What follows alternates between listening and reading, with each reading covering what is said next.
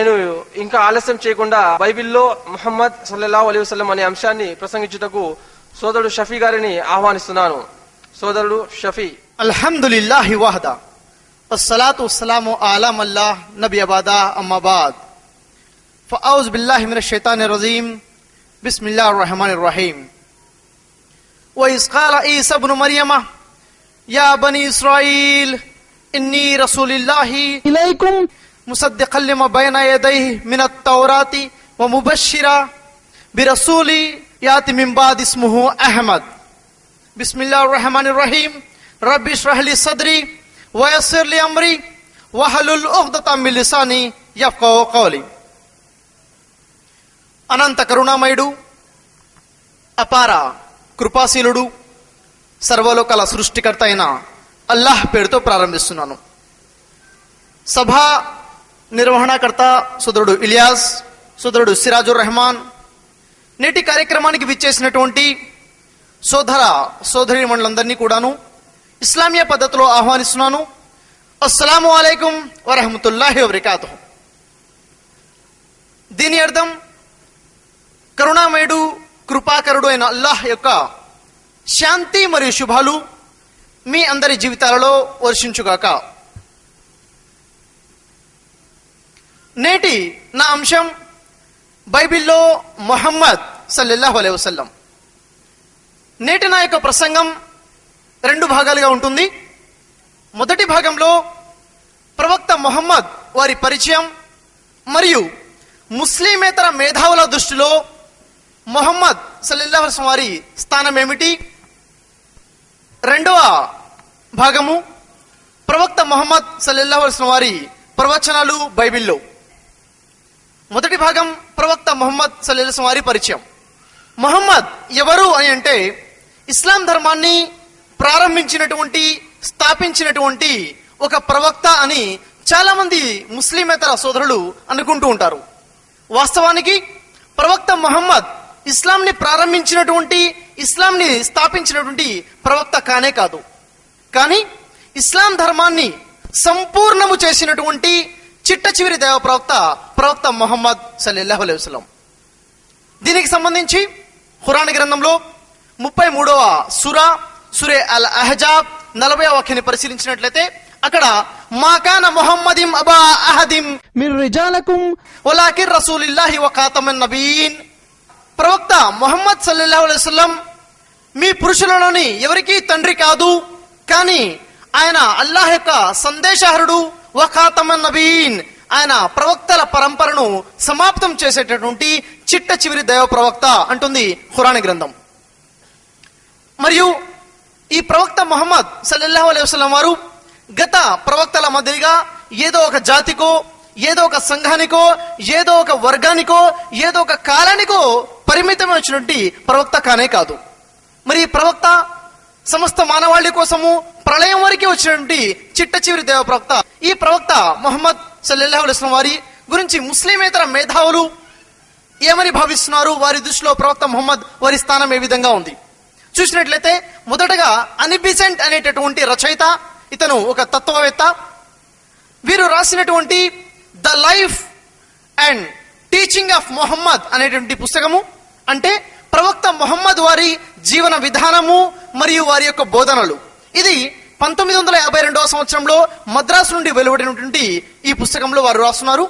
అరేబియాకి సంబంధించినటువంటి ఈ గొప్ప ప్రవక్త జీవిత చరిత్రను ఎవరైతే అధ్యయనం చేస్తారో, ఈ ప్రవక్త ఏ విధంగా జీవితం గడిపారో మరియు ఈ ప్రవక్త యొక్క బోధనల గురించి ఎవరైతే తెలుసుకుంటారో వారికి ఈ ముహమ్మద్ గురించి ఆదరాభావం కలుగుతుంది తప్ప మరి ఏ ఇతర భావం కలిగేటువంటి ఆస్కారము లేదు అని అనిబిసెంట్ వారు తెలియచేస్తున్నారు. ఆ తర్వాత జార్జ్ బెర్నార్డ్ షా, ఇతను ఒక క్రైస్తవ సోదరుడు. వీరు రాస్తున్నారు, నేను ప్రవక్త ముహమ్మద్ సల్లల్లాహు అలైహి వసల్లం వారి జీవితాన్ని అధ్యయనం చేశాను అని చెప్పి ఒక గ్రంథాన్ని రాశారు. అది జెన్యూన్ ఇస్లాం. దీని మొదటి సంపుటాన్ని మనం పరిశీలించినట్లయితే వారు అంటున్నారు, I have studied the life history of Muhammad. నేను ప్రవక్త ముహమ్మద్ వారి జీవితాన్ని అధ్యయనం చేశాను. వండర్ఫుల్ మ్యాన్, గొప్ప అద్భుతమైన వ్యక్తి, అండ్ సేవియర్ ఆఫ్ హ్యుమానిటీ అంటున్నారు. అంటే మానవాళి రక్షకుడు అని రాయటం జరుగుతుంది. అయితే ఆ తర్వాత మహాత్మా గాంధీజీ వారు రాసినటువంటి యంగ్ ఇండియా అనేటువంటి పుస్తకంలో, ఇది 1964 సంవత్సరంలో సెప్టెంబర్ 16వ తారీఖున ఇది ప్రచురితమైనటువంటి ఈ గ్రంథము. దీనిలో మహాత్మా గాంధీజీ వారు తెలియజేస్తున్నారు, ఆ కాలంలో జీవన రంగంలో ఇస్లాంకి ఒక స్థానం కల్పించింది ఖడ్గము, అంటే కరవాలము అని నా యొక్క ఆలోచన ఇంతకు పూర్వం ఉండేది. కానీ ఇప్పుడు ప్రవక్త ముహమ్మద్ వారి జీవితాన్ని పరిశీలించిన తర్వాత, అధ్యయనం చేసిన తర్వాత ఇస్లాం జీవన రంగానికి పరిచయం అవడానికి గల కారణం ప్రవక్త ముహమ్మద్ సల్లల్లాహు అలైహి వసల్లంలోని ఖచ్చితమైనటువంటి నిరాడంబరత, ప్రవక్త ముహమ్మద్ సల్లల్లాహు అలైహి వసల్లంలోని అనన్యమైనటువంటి నిస్వార్థము, మరియు ప్రవక్త ముహమ్మద్ సల్లల్లాహు అలైహి వసల్లం వారు ప్రజలకు ఇచ్చిన మాటను నిలబెట్టుకోవడం పట్ల తనకున్నటువంటి పట్టింపు, మరియు తన సహచరులు తనతో జీవితం గడిపే వారి పట్ల తనకున్నటువంటి ప్రగాఢమైనటువంటి ప్రేమ, మరియు దైవం పట్ల తనకున్నటువంటి అచంచలమైన విశ్వాసమే ప్రవక్త ముహమ్మద్ యొక్క విజయానికి మరియు ఇస్లాం జీవన రంగానికి పరిచయం అవడానికి గల ముఖ్య కారణం అని మహాత్మా గాంధీజీ తాను రాసినటువంటి యంగ్ ఇండియా అనేటువంటి గ్రంథంలో వారు రాస్తున్నారు. ఆ తర్వాత ఎన్సైక్లోపీడియా బ్రిటానికా 11వ ఎడిషన్ లో అక్కడ రాయడం జరిగింది, ఆధ్యాత్మిక వ్యక్తుల్లోకెల్లా గొప్ప విజయం సాధించినటువంటి ఏకైక వ్యక్తి ప్రవక్త మొహమ్మద్ అంటుంది ఎన్సైక్లోపీడియా బ్రిటానికా 11వ ఎడిషన్ లో. అదేవిధంగా బెంగళూరుకి చెందినటువంటి ప్రొఫెసర్ రామకృష్ణ వారు ప్రవక్త మొహమ్మద్ వారి జీవితాన్ని అధ్యయనం చేసి ఇస్లాం ప్రవక్త మొహమ్మద్ అనేటువంటి చిరు పుస్తకాన్ని రాశారు.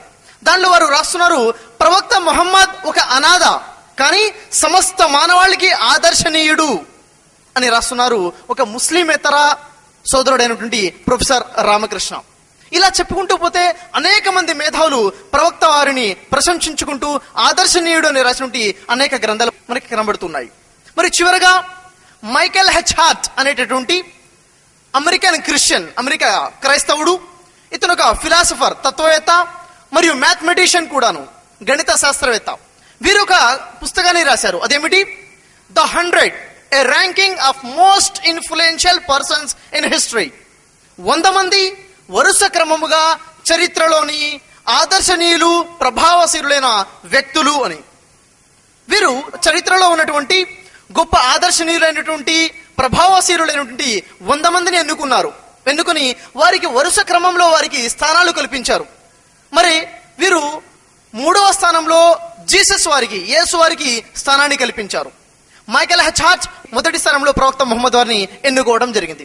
1978 సంవత్సరంలో ప్రచురితమైనటువంటి వారి యొక్క అదే గ్రంథంలో పేజ్ నెంబర్ 33లో వారు రాస్తున్నారు, నేను ప్రవక్త ముహమ్మద్ ని మొదటి స్థానంలో ఎన్నుకోవడం అనేది చాలా మందికి ఆశ్చర్యం కలిగించవచ్చు, చాలా మంది నా ఈ ఎన్నికను ప్రశ్నించవచ్చు కూడాను. కానీ చరిత్రని అధ్యయనం చేస్తే ఆధ్యాత్మికంగాను సామాజికంగాను 2 విధాల సఫలుడైనటువంటి ఏకైక వ్యక్తి ప్రవక్త ముహమ్మద్ సల్లల్లాహు అలైహి వసల్లం అని మైకేల్ హెచ్ హార్ట్ వారు తెలియజేస్తున్నారు. ఈ ముస్లిమేతర మేధావుల దృష్టిలో ప్రవక్త ముహమ్మద్ సల్లల్లాహు అలైహి వసల్లం స్థానము చాలా గొప్పగా ఉందన్న విషయం మనకి ఇక్కడ అర్థమవుతుంది.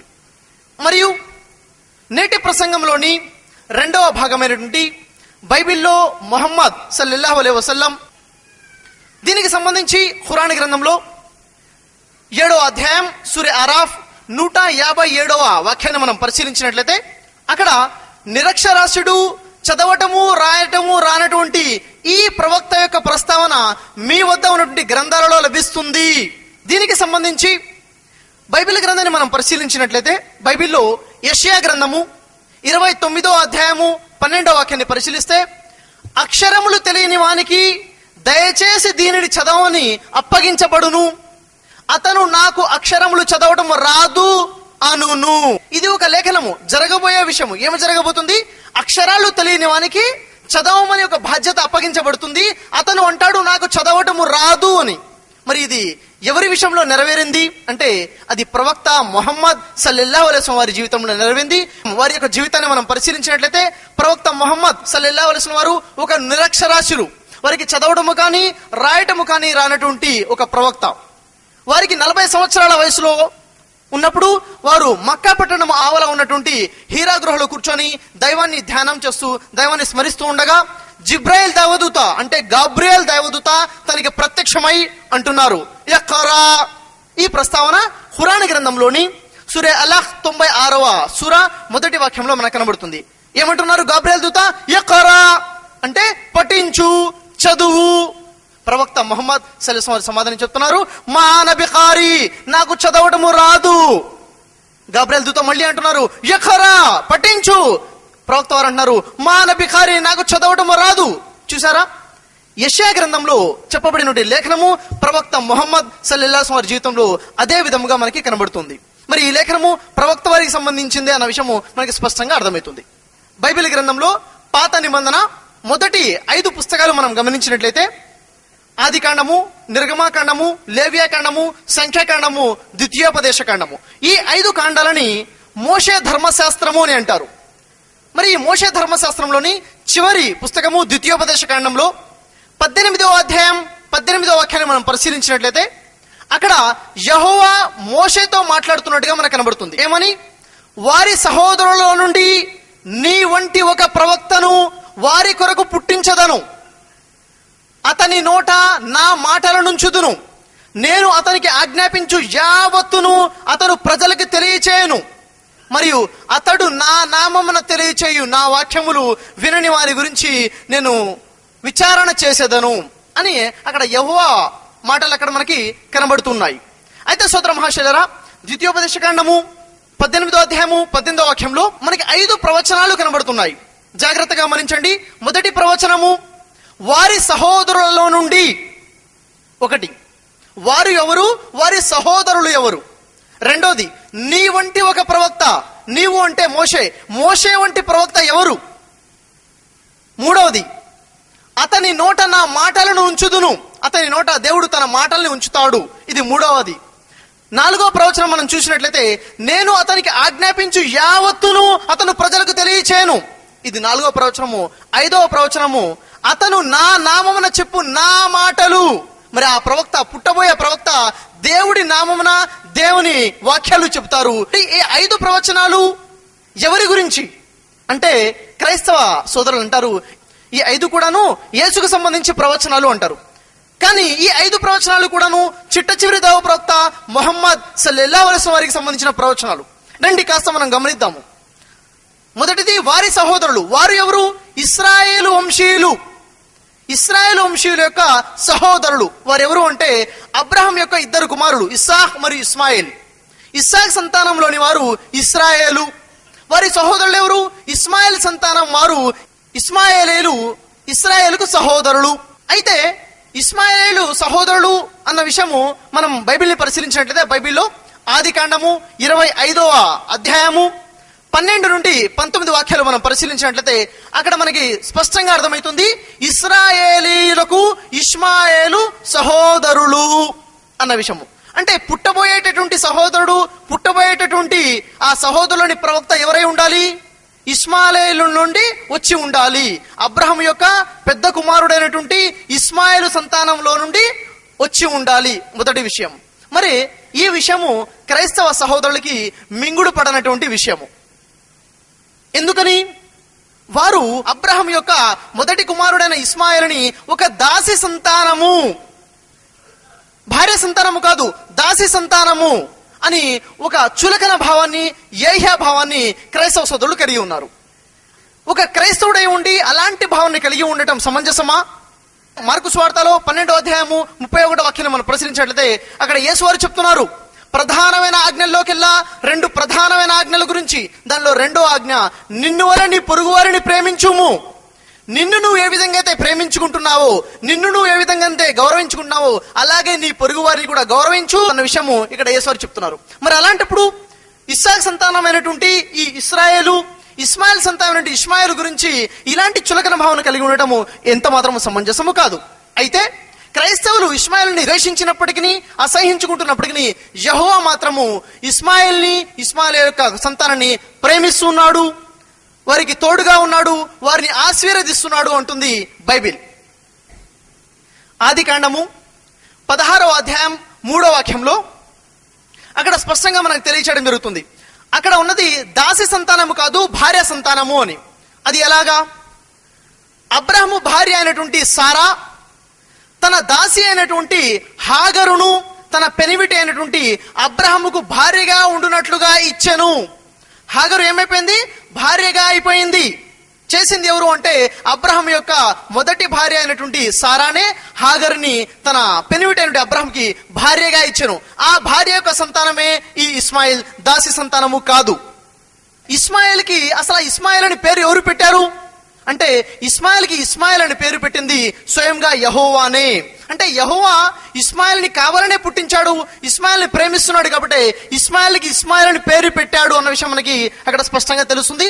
ఈ విషయాన్ని మనం గమనించినట్లయితే ఆదికాండము 16వ అధ్యాయము 11వ వాక్యాన్ని మనం పరిశీలించినట్లయితే, ఇదిగో యెహోవా నీ మొరను విన్నాడు, నీవు గర్భవతివై ఉన్నావు, నీవు ఒక కుమారుణ్ణి కని అతనికి ఇస్మాయిల్ అని పేరు పెట్టుదువు అని యెహోవా దూత ప్రకటిస్తున్నాడు. అతనికి ఇస్మాయిల్ అని పేరు పెట్టుదు, ఇది దేవుని యొక్క నిర్ణయం అన్న విషయము మనకి ఇక్కడ స్పష్టంగా అర్థమవుతుంది. అయితే సోదర మహాశైలరా, ఇక్కడ ఇస్మాయిల్ని అనేక సార్లు దేవుడు ఆశీర్వదించినట్లుగా మనకి బైబిల్లో కనబడుతుంది. ఉదాహరణకి ఆదికాండము 16వ అధ్యాయం 10వ వాక్యము, ఆదికాండము 17వ అధ్యాయము 20వ వాక్యంలో, ఆదికాండము 21వ అధ్యాయము 18వ వాక్యంలో చూసినట్లయితే యెహోవా ఇస్మాయిల్ని ఆశీర్వదిస్తున్నాడు. ఆ ఆశీర్వాదం ఏమిటి? 17వ అధ్యాయం 20వ వాక్యం ఆదికాండంలో, ఇస్మాయిలును గూర్చి నీవు చేసినటువంటి మనవి నేను వింటిని అంటున్నాడు యెహోవా. ఇదిగో నేను ఇస్మాయిలుకి తోడై ఉన్నాను, అతన్ని నేను ఆశీర్వదించి ఉన్నాను, అతని యొక్క సంతానాన్ని అభివృద్ధి చేసి అతన్ని గొప్ప జనముగా చేయుదును అంటున్నాడు యెహోవా ఇస్మాయిల్ని ఆశీర్వదించుకుంటూ. మరియు ఇస్మాయిల్కి అనుక్షణము తోడై ఉన్నాడు, చిన్నతనం నుండి కూడాను దేవుడు తోడై ఉన్నాడని మనకి తెలుస్తుంది. ఆదికాండము 21వ అధ్యాయము 20వ వాక్యాన్ని మనం పరిశీలించినట్లయితే ఇస్మాయిల్ చిన్నగా ఉన్నప్పుడు దేవుడు తోడై ఉన్నాడు అని. ఇంకా అతి ముఖ్యమైన విషయము అదేమిటంటే ఆదికాండము 12వ అధ్యాయము 2వ వాక్యాన్ని పరిశీలించినట్లయితే యెహోవా అబ్రహాముని తన సేవ కోసం పిలిచినప్పుడు ఒక వాగ్దానం చేస్తున్నాడు. ఏమని? అబ్రహాముతో నిన్ను గొప్ప జనముగా చేయుదును, నిన్ను ఆశీర్వదించి నిన్ను ఆశీర్వాదముగా చేయుదును, నీ నామమును గొప్ప చేయుదును, నిన్ను ఆశీర్వదించు వారిని నేను ఆశీర్వదించదను. ఇక్కడ గమనించదగ్గ విషయం ఏమిటంటే అబ్రహాముతో అంటున్నాడు యెహోవా, నిన్ను ఎవరైతే ఆశీర్వదిస్తారో వారిని నేను ఆశీర్వదిస్తాను. అయితే అబ్రహామును విశ్వసించేటటువంటి ప్రజలు ముఖ్యంగా ముగ్గురు. ఒకటి యూదులు, రెండవది క్రైస్తవులు, మూడో వర్గం ముస్లింలు. మరి ఈ మూడు వర్గాల వారు కూడాను అబ్రహాంని విశ్వాసుల తండ్రి అని విశ్వసిస్తున్నారు. అయితే ఈ మూడు వర్గాలలో అబ్రహాంని ఆశీర్వదించుకుంటూ జీవితాన్ని గడుపుతున్న వారు ఎవరైనా ఉన్నారా? యూదుల్ని పరిశీలిస్తే యూదుల యొక్క జీవన విధానంలో ఎక్కడ కూడాను, వారి ప్రార్థనలో ఎక్కడ కూడాను అబ్రహాంని ఆశీర్వదిస్తున్నట్టుగా మనకి కనబడదు. మరి క్రైస్తవ సోదరులు మనం గమనించినట్లయితే క్రైస్తవ సోదరులకి అబ్రహాంని ఏ విధంగా విశ్వసించాలో తెలుసు, కానీ వారి ప్రార్థనలో ఎక్కడ కూడాను అబ్రహాంని ఆశీర్వదిస్తున్నట్టుగా మనకి కనబడదు. మరి ముస్లిం సోదరులు మనం చూసినట్లయితే ముస్లిం సహోదరులు ప్రతిరోజు చేసేటటువంటి 5 పూటల నమాజ్లో ప్రతి నమాజ్లో కూడాను అబ్రహాముని ఆశీర్వదిస్తూ ఉన్నారు, దరూదే ఇబ్రాహీం చదువుతూ. ఈ దరూదే ఇబ్రాహీం ద్వారా ఈ ముస్లిం సహోదరులు అబ్రహాంని ఆశీర్వదించుకుంటూ దేవుడి నుండి ఆశీర్వాదాలు పొందుతున్నారు. దరూదే ఇబ్రాహీంలో అల్లాహుమ్మా సల్లి అలా ముహమ్మద్ వ అలా అలి ముహమ్మద్ కమా సల్లైతా అలా ఇబ్రాహీమ వ అలా అలి ఇబ్రాహీమ ఇన్నక హమీదుం మజీద్. ఇక్కడ ఇబ్రాహీం, మరి ఇబ్రాహీం సంతతి మీద ఏ విధంగా అయితే దేవుడు ఆశీర్వాదించాడో అలాంటి ఆశీర్వాదాన్ని మొహమ్మద్ మరియు మొహమ్మద్ వారి అనుచరుల మీద ఆశీర్వాదం ఉండాలని ఇక్కడ ప్రార్థన చేస్తున్నారు 5 పూటల నమాజ్లో ముస్లిం సహోదరులు. అక్కడ లేఖనం ఏముంది? ఎవరైతే అబ్రహాముని ఆశీర్వదిస్తారో వారిని దేవుడు ఆశీర్వదిస్తాడు అని. ఈ రోజు ముస్లిం సమాజం మీద యెహోవా యొక్క ఆశీర్వాదాలు ఉన్నాయి. 12వ అధ్యాయము ఆదికాండం 2వ వాక్యంలో చెప్తున్నాడు, అబ్రహాముని నేను నిన్ను ఆశీర్వాదముగా చేయుదును. ఇప్పుడు అబ్రహాం సమస్త ముస్లిం సహోదరులకి ఆశీర్వాదంగా ఉన్నాడు అన్న విషయము ఈ లేఖనంలో మనకి స్పష్టంగా అర్థమవుతుంది. ద్వితీయోపదేశకాండము 18వ అధ్యాయము 18వ వాక్యంలో ఉన్నటువంటి 5 ప్రవచనాలలో మొదటి ప్రవచనము వారి సహోదరులు. వారు ఎవరు? వారు ఇస్సాక్ సంతానమైనటువంటి ఇజ్రాయేలీలు, వారి సహోదరులు ఇస్మాయేలీలు అన్న విషయము మనకి స్పష్టంగా తెలుస్తుంది. రెండవ విషయము, నీ వంటి ప్రవక్త, మోషే వంటి ప్రవక్త, మోషే వంటి ప్రవక్తను నేను పుట్టిస్తాను అంటున్నాడు.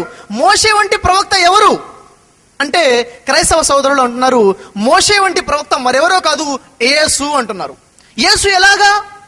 యేసు ఎలాగంటే వారి యొక్క సమాధానము, మోషే కూడా యూదుడే, యేసు కూడా యూదుడే. ఈ విషయంలో ఇద్దరు ఒకలా ఉన్నారు. మోషే ఒక ప్రవక్త, యేసు కూడా ఒక ప్రవక్తనే. మోషే దేవుడితో సంభాషించాడు, యేసు కూడా దేవుడితో సంభాషించాడు. కాబట్టి మోషే లాంటి ప్రవక్త యేసు మాత్రమే అని క్రైస్తవ సోదరులు చెప్తున్నారు. వాస్తవానికి మోషే లాంటి ప్రవక్త ఎవరు? మోషే లాంటి ప్రవక్త ముహమ్మద్ సల్లల్లాహు అలైహి వసల్లం కానీ యేసు వారు కాదు. ఎందుకని? మోషే వారి జీవన విధానము, మోషే వారి సందేశ కార్యక్రమాలు, యేసువారి జీవన విధానము, యేసువారి సందేశ కార్యక్రమాలు, ముహమ్మద్ సల్లల్లాహు అలైహి వసల్లం వారి జీవన విధానము, వారి యొక్క సందేశ కార్యక్రమాన్ని చూసినట్లయితే మొదటి విషయము మోషే వారి యొక్క పుట్టుక గురించి పరిశీలించినట్లయితే మోషే వారు సహజముగా పుట్టారు. మోషే వారు తల్లి తండ్రి ఉన్నారు. మోషేకి వారి పుట్టుక సహజంగా ఉంది. ముహమ్మద్ ప్రవక్త వారి పుట్టుక చూస్తే ముహమ్మద్ ప్రవక్త వారికి కూడాను తల్లి తండ్రి ఉన్నారు. వారి పుట్టుక కూడా సహజముగా ఉంది. కానీ యేసువారి గురించి చూస్తే యేసువారికి తల్లి మరియం ఉన్నారు కానీ తండ్రి లేరు. తండ్రి లేకుండా కన్యక గర్భంలో యేసువారు పుట్టారు. వారిది సహజ జననము కాదు, వారు అద్భుతముతో పుట్టారు, దేవుని మహిమ వల్ల పుట్టారు. పుట్టుక విషయంలో మోషే లాంటి ప్రవక్త ముహమ్మద్ కానీ యేసు కాదు. మరియు జీవన విధానంలో చూసినట్లయితే మోషే వివాహము చేసుకున్నారు, వారికి సంతానము ఉంది. ప్రవక్త ముహమ్మద్ వారి జీవితాన్ని చూసుకున్నట్లయితే వారు కూడా వివాహాన్ని చేసుకున్నారు, వారికి కూడా సంతానం ఉంది. కానీ యేసు వారి జీవితాన్ని చూసుకుంటే వారికి సంతానము లేదు, వారు వివాహము కూడా చేసుకోలేదు. మరి ఈ విషయంలో చూసుకుంటే మోషే లాంటి ప్రవక్త ముహమ్మద్ కానీ యేసు వారు కాదు. ఆ తర్వాత మనం ఇంకా ముందుకెళ్ళి చూసినట్లయితే మోషే వారు తన సందేశాన్ని తీసుకొని తన ప్రజల వద్దకు వచ్చినప్పుడు తన ప్రజలు మోషే వారిని అంగీకరించారు, ఒప్పుకున్నారు. ప్రవక్త ముహమ్మద్ సల్లల్లాహు అలైహి వసల్లం వారు దైవ సందేశాన్ని తీసుకుని తన ప్రజల వద్దకు వచ్చినప్పుడు తన ప్రజలు తనని అంగీకరించారు, ఒప్పుకున్నారు, స్వీకరించారు. కానీ యేసు వారు దైవ సందేశాన్ని తీసుకుని తన ప్రజల వద్దకు వచ్చినప్పుడు తన ప్రజలు యేసు వారి సందేశాన్ని, యేసు వారిని అంగీకరించలేదు, తిరస్కరించారు. ఈ విషయాన్ని మనం చూసినట్లయితే యోహాను సువార్త 1వ అధ్యాయం 11వ వాక్యంలో యేసువారు తన స్వీకుల వద్దకు వచ్చినప్పుడు తన స్వీకులు తనను అంగీకరించలేదు అంటుంది బైబిల్. మరి ఈ విషయంలో చూసుకుంటే మోషే లాంటి ప్రవక్త ముహమ్మద్ కానీ యేసువారు కాదన్న విషయం మనకి స్పష్టంగా తెలుస్తుంది. మోషే వారికి దేవుడు ధర్మశాస్త్రాన్ని ఇచ్చాడు. మోషే ధర్మశాస్త్రము అంటారు. ప్రవక్త ముహమ్మద్ సల్లల్లాహు అలైహి వసల్లం వారికి కూడాను దేవుడు ధర్మశాస్త్రాన్ని ఇచ్చాడు, ఖురాన్ మరియు హదీస్ ని, షరియత్ ని ఇచ్చాడు. యేసు వారికి దేవుడు కొత్తగా ఏ ధర్మశాస్త్రం ఇవ్వలేదు, కానీ మోషేకి ఇవ్వబడినటువంటి ధర్మశాస్త్రాన్ని నెరవేర్చుటకు యేసు వారిని దేవుడు పంపించాడు. కొత్తగా యేసు వారికి ఎలాంటి ధర్మశాస్త్రం ఇవ్వబడలేదు. ఈ విషయాన్ని మనం చూసినట్లయితే మత్తయి సువార్త 5వ అధ్యాయము 17వ వాక్యంలో పరిశీలిస్తే యేసు వారు చెప్తున్నారు, నేను ధర్మశాస్త్రమునైనను ప్రవక్తల మాటలనైనను కొట్టివేటుకు రాలేదు, ధర్మశాస్త్రం నెరవేర్చుటకే వచ్చి తిని అంటున్నారు. ఉన్నటువంటి ధర్మశాస్త్రాన్ని నెరవేర్చడానికి వచ్చారు, కానీ కొత్త ధర్మశాస్త్రాన్ని యేసువారు తీసుకుని రాలేదు. మరి ఈ ధర్మశాస్త్రం విషయంలో కూడాను మోషే లాంటి ప్రవక్త ముహమ్మద్ సల్లల్లాహు అలైహి వసల్లం వారే కానీ ఆ బైబిల్లో నుండి ప్రవచనం యేసు వారికి సంబంధించింది కాదు. ఇంకా మనం వివరాలు చూసినట్లయితే మరణ విషయంలో మోషే వారు సహజ మరణాన్ని పొందారు. అదేవిధంగా ప్రవక్త ముహమ్మద్ సల్లల్లాహు అలైహి వసల్లం వారికి కూడాను మరణము సహజంగానే వచ్చింది, వారి మరణం కూడా సహజంగానే ఉంది. కానీ యేసువారి మరణం గురించి చూస్తే యేసువారి గురించి క్రైస్తవుల యొక్క విశ్వాసం యేసువారు శిలువ మరణాన్ని పొందారని క్రైస్తవులు అంటున్నారు. కానీ ముస్లింల యొక్క విశ్వాసం యేసువారిని దేవుడు సజీవంగా పైకి లేపుకున్నాడు అని. మరి ఈ రెండు విశ్వాసాలు ఏ విశ్వాసాన్ని చూసుకున్నా సహజ మరణము కాదు. మరణ విషయంలో కూడాను తనకి ఇంకా మరణము రాలేదు, తను సజీవంగా ఉన్నారన్న విషయము. మరి ఈ విషయంలో మోషే లాంటి ప్రవక్త ముహమ్మద్ సల్లల్లాహు అలైహి వసల్లం వారే కానీ యేసువారు కాదు. యెహోవా చెప్తున్నారు ద్వితీయోపదేశకాండము 18వ అధ్యాయము 18వ వాక్యంలో, నీ వంటి ఒక ప్రవక్తను, ఎవరు? ప్రవక్త ముహమ్మద్ సల్లల్లాహు అలైహి వసల్లం కానీ ఇంకెవరు కాదు. మోషే వారు దేవుడితో సంభాషించారు, యేసువారు దేవుడితో సంభాషించారు, కానీ ప్రవక్త ముహమ్మద్ వారు సంభాషించలేదు కదా. అంటే ప్రవక్త ముహమ్మద్ సల్లల్లాహు అలైహి వసల్లం వారు కూడాను దేవుడితో సంభాషించారు. ప్రవక్త ముహమ్మద్ సల్లల్లాహు అలైహి వసల్లం వారి జీవితాన్ని మనం పరిశీలిస్తే వారి జీవితంలో మేరాజ్ యాత్ర తనకి అదృష్టం లభించింది. మేరాజ్ యాత్ర అంటే గగన ప్రయాణం. అల్లాహ్ సుబ్హానహు వ తఆలా ప్రవక్త ముహమ్మద్ వారికి మేరాజ్ కోసం పిలుచుకున్నప్పుడు అక్కడ ప్రవక్త వారు గగన ప్రయాణంలో అల్లాహ్తో సంభాషించినట్లుగా మనకి స్పష్టమైన ఆధారాలతో వారి యొక్క జీవిత చరిత్రను చదివితే మనకి తెలుస్తుంది. మోషే వంటి ప్రవక్త ముహమ్మద్ సల్లల్లాహు అలైహి వసల్లం కానీ యేసు వారికి ఆధార విషయము స్పష్టంగా ఆధారాలతో మనం చూసాము. ఇంకా మనం గమనించినట్లయితే మూడో విషయము, అతని నోట నా మాటలను ఉంచుదును. మూడవ ప్రవచనం, అతని నోట నా మాటలను ఉంచుదును. మరి ఆ పుట్టబోయేటువంటి ప్రవక్త ఎవరి మాటలు చెప్తారు? దేవుని మాటలు చెబుతారు. ఖురాన్ గ్రంథంలో 53వ సూరా నజ్మ్ 3వ ఆయతని పరిశీలించినట్లయితే ప్రవక్త ముహమ్మద్ సల్లల్లాహు అలైహి వసల్లం తన మనోవాంఛనను అనుసరించి ఏ విషయము బోధించడు. ఏదైతే ఆదేశించబడుతుందో అల్లాహ్ నుండి అది మాత్రమే బోధిస్తాడు. ఖురాన్ని మనం పరిశీలించినట్లయితే అనేక సార్లు మనకు కనబడుతుంది ఖుల్ అని. ఖుల్ అంటే చెప్పు, ప్రకటించు అని. ఓ ప్రవక్త ముహమ్మద్, నీవు ప్రకటించు. ఏమని ప్రకటించాలి? అసలు ఆ పదం అంటుంది ఎవరు? దేవుడే స్వయంగా చెప్తున్నాడు ప్రకటించమని. ఖుల్ హువల్లాహు అహద్, ప్రకటించు దేవుడు ఒక్కడే అని దేవుని మాట ప్రవక్త వారి నోట పలికిస్తూ ఉన్నారు. ఇది ప్రవక్త వారి జీవితంలో నెరవేరింది. బైబిల్లో మనకి ఎక్కడ కూడా ఇలాంటి వాక్యాలు మనకి కనపడవు. మరియు 4వ విషయాన్ని మనం చూసినట్లయితే 4వ విషయంలో నేను అతనికి ఆదేశించు యావత్తును అతను ప్రజలకు బోధించును. ఆ ప్రవక్తకి రాబోయే ఆ ప్రవక్తకి దేవుడు ఏదైతే ఆదేశిస్తాడో ఆ ఆదేశాన్ని సమస్తము తన ప్రజలకి అందజేస్తారు. దీనికి సంబంధించి ప్రవక్త వారి జీవితాన్ని పరిశీలిస్తే ప్రవక్త ముహమ్మద్ సల్లల్లాహు అలైహి వసల్లం వారు హజ్ యాత్రకి వెళ్ళినప్పుడు వారి జీవితంలో ఒకేసారి హజ్ యాత్ర చేశారు.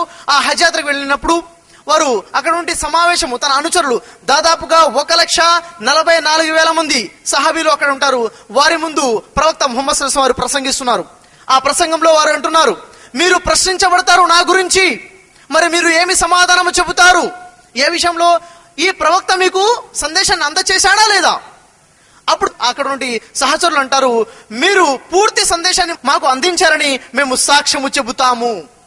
మీ వద్దకు ఏదైతే వచ్చిందో సందేశము యావత్తును మీరు మాకు అందజేశారని మేము సాక్ష్యము చెబుతాము అన్నప్పుడు ప్రవక్త ముహమ్మద్ సల్లల్లాహు అలైహి వసల్లం వారు ఏలును పైకెత్తి, ఓ అల్లాహ్ నువ్వు దీనికి సాక్ష్యంగా ఉండు, ఓ అల్లాహ్ నువ్వు దీనికి సాక్ష్యంగా ఉండు, ఓ అల్లాహ్ నువ్వు దీనికి సాక్ష్యంగా ఉండు అని 3 పర్యాలు పలుకుతారు. దేనికి?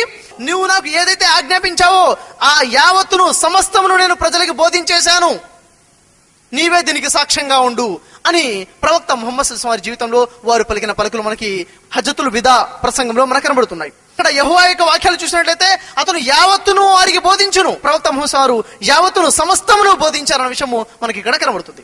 తర్వాత చివరి ప్రవచనం 5వ ప్రవచనం, అతను నా నామమున చెప్పు నా మాటలు.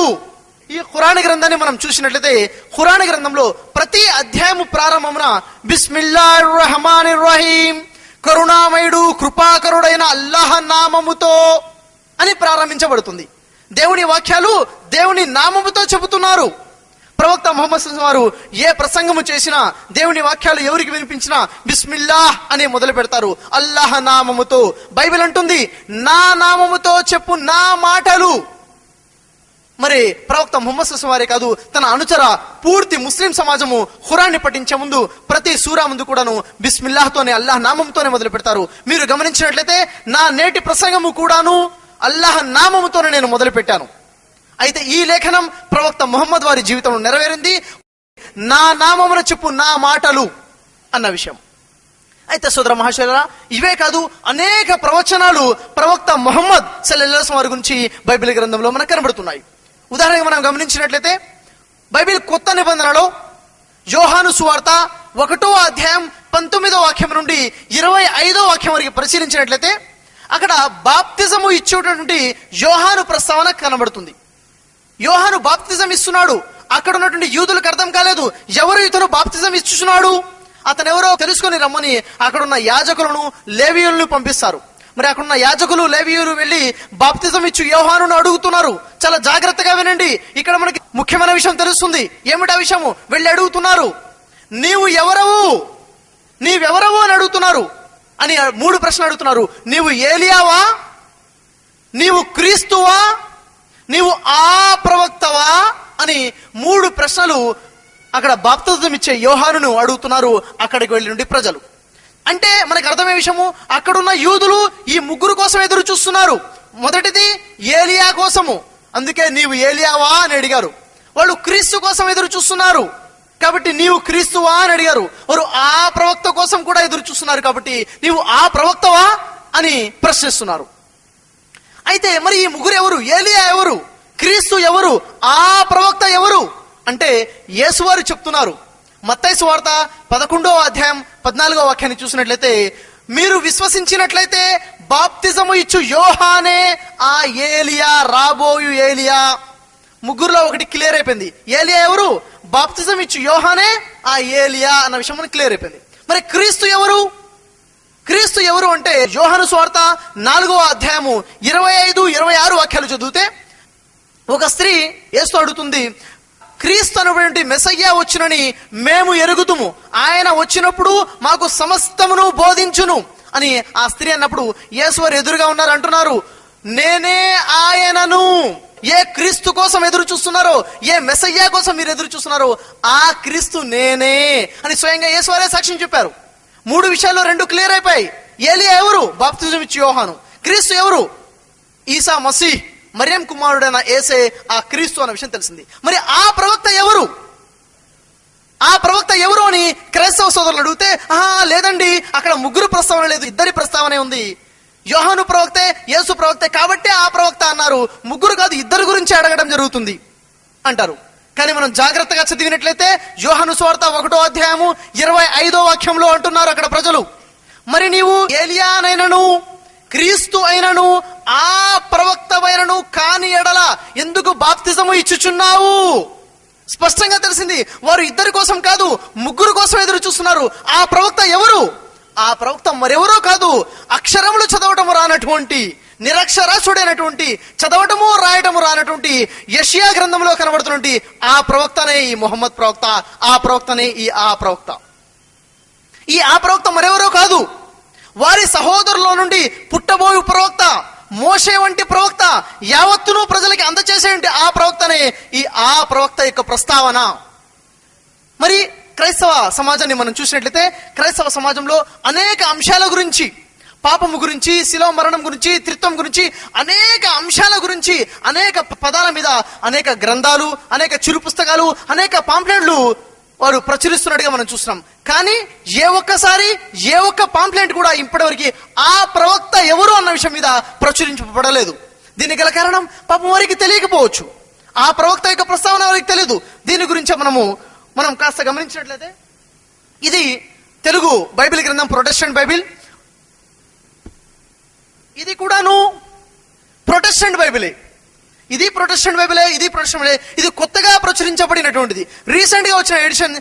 దీంట్లో ఆ ప్రవక్త అని ఉంది, ఇక్కడ ఆ ప్రవక్త అన్న పదము తీసేశారు, ప్రవక్త అని రాశారు. అంటే ఆ ప్రవక్తకి తేడా తెలియనట్లుగా, అంటే వారు ఉద్దేశపూర్వకంగా చేశారా, తెలియక చేశారా తెలియదు, కానీ ఆ ప్రవక్త వేరు. ప్రవక్త అంటే యేసు ప్రవక్తే, యోహాను ప్రవక్తే, ప్రవక్తలందరూ ప్రవక్తే. ఆ ప్రవక్త కేవలం ప్రవక్త ముహమ్మద్ సల్లల్లాహు అలైహి వసల్లం వారు వారి సహోదరుల నుండి రాబోతున్నారు కాబట్టి ఆ ప్రవక్త అని వాడడం జరిగింది. క్రైస్తవ సోదరులారా, మీరు జాగ్రత్తగా గమనించండి. ఇది నిత్య జీవానికి సంబంధించిన విషయము, బైబిల్ చెప్తున్నటువంటి లేఖనాలు కాబట్టి మీరు జాగ్రత్తగా పరిశీలించండి, అధ్యయనం చేయండి. ఇక్కడ ఆ ప్రవక్త ముహమ్మద్ సల్లల్లాహు అలైహి వసల్లం వారు తప్ప మరెవరూ కాదు.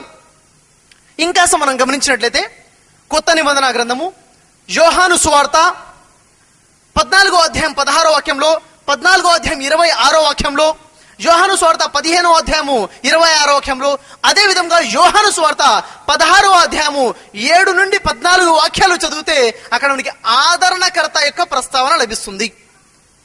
ఆదరణకర్త, ఈ ఆదరణకర్త ఎవరు?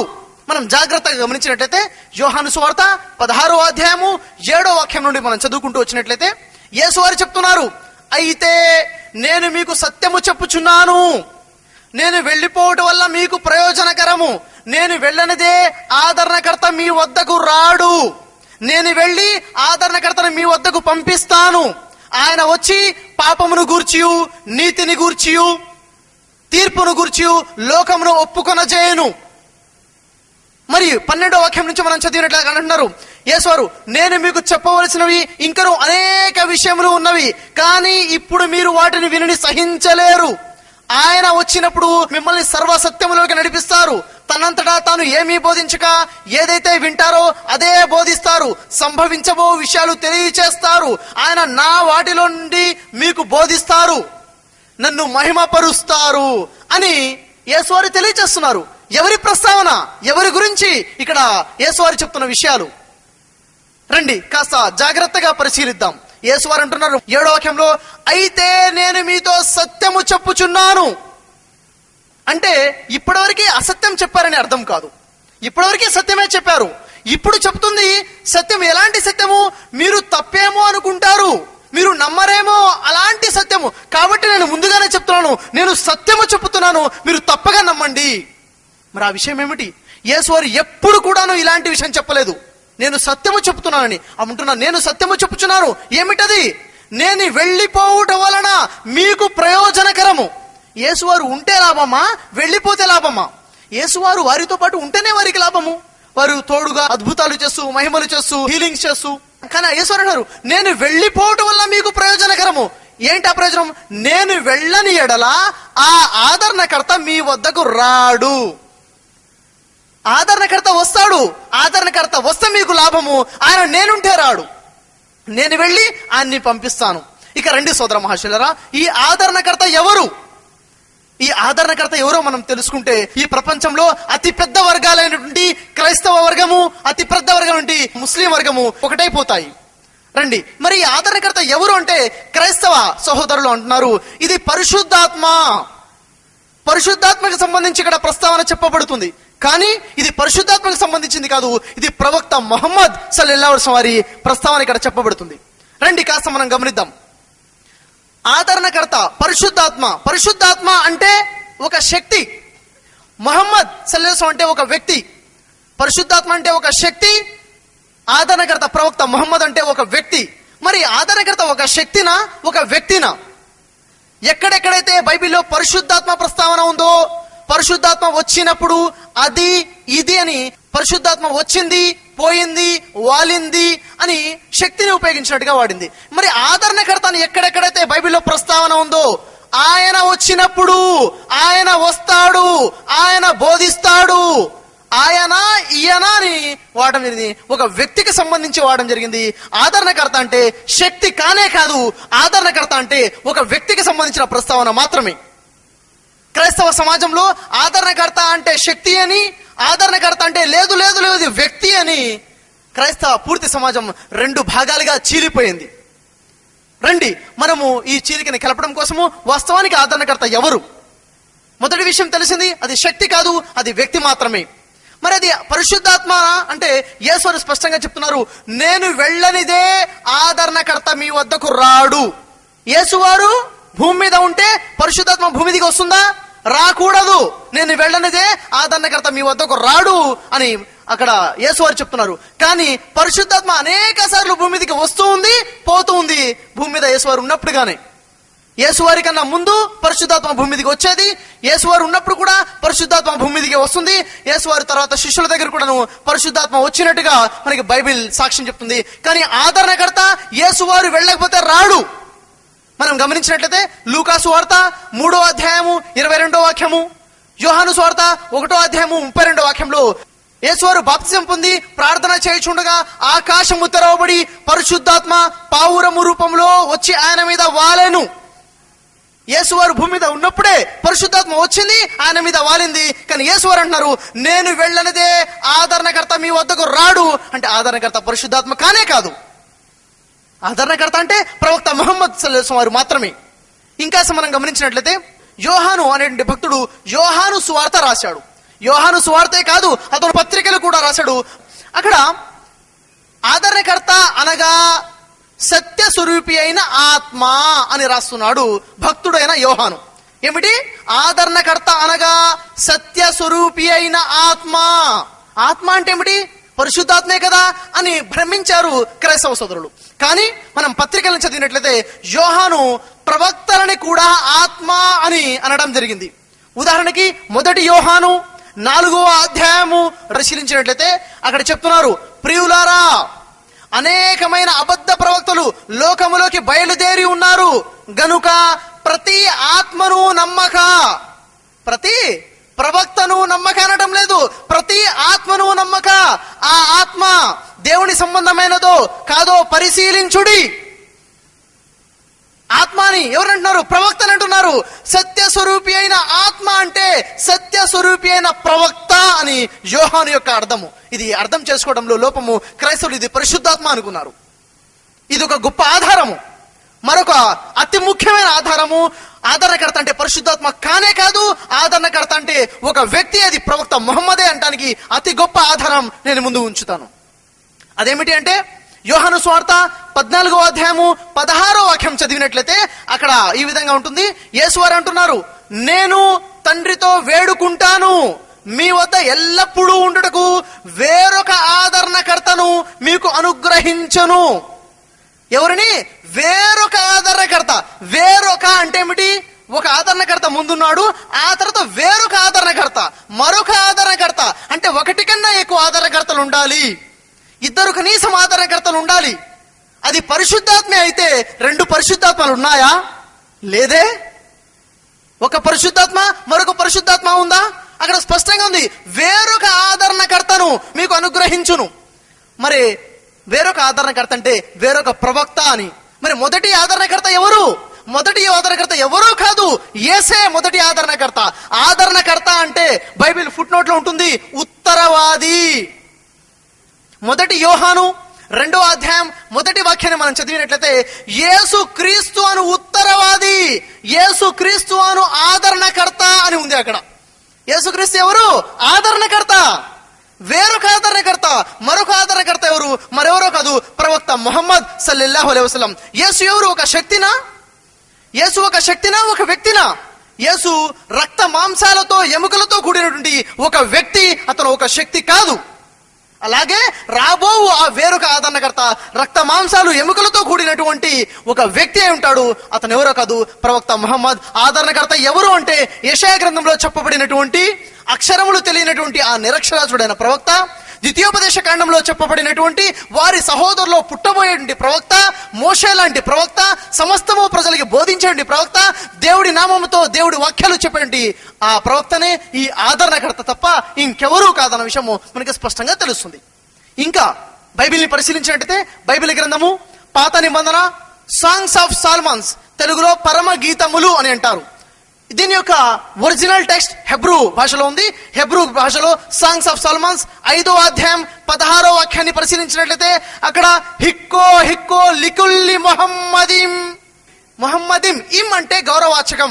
మొహమ్మద్ గారు, మొహమ్మద్ యొక్క ప్రస్తావన, పేరు యొక్క ప్రస్తావన పాత నిబంధన గ్రంథము సాంగ్స్ ఆఫ్ సాల్మన్స్ 5వ అధ్యాయము 16వ వాక్యంలో మనకి స్పష్టంగా కనబడుతుంది.